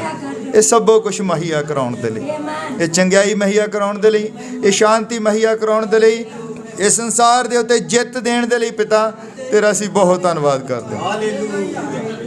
और पिता कल्ले कल्ले निशु, और कोई बीमार है, कोई लाचार है, तेरा पवित्र आत्मा काम करे और बीमारी उसनों हुणे छड्ड के चली जाए, क्योंकि तू इसदा इंतजाम कर दिता है प्रभु।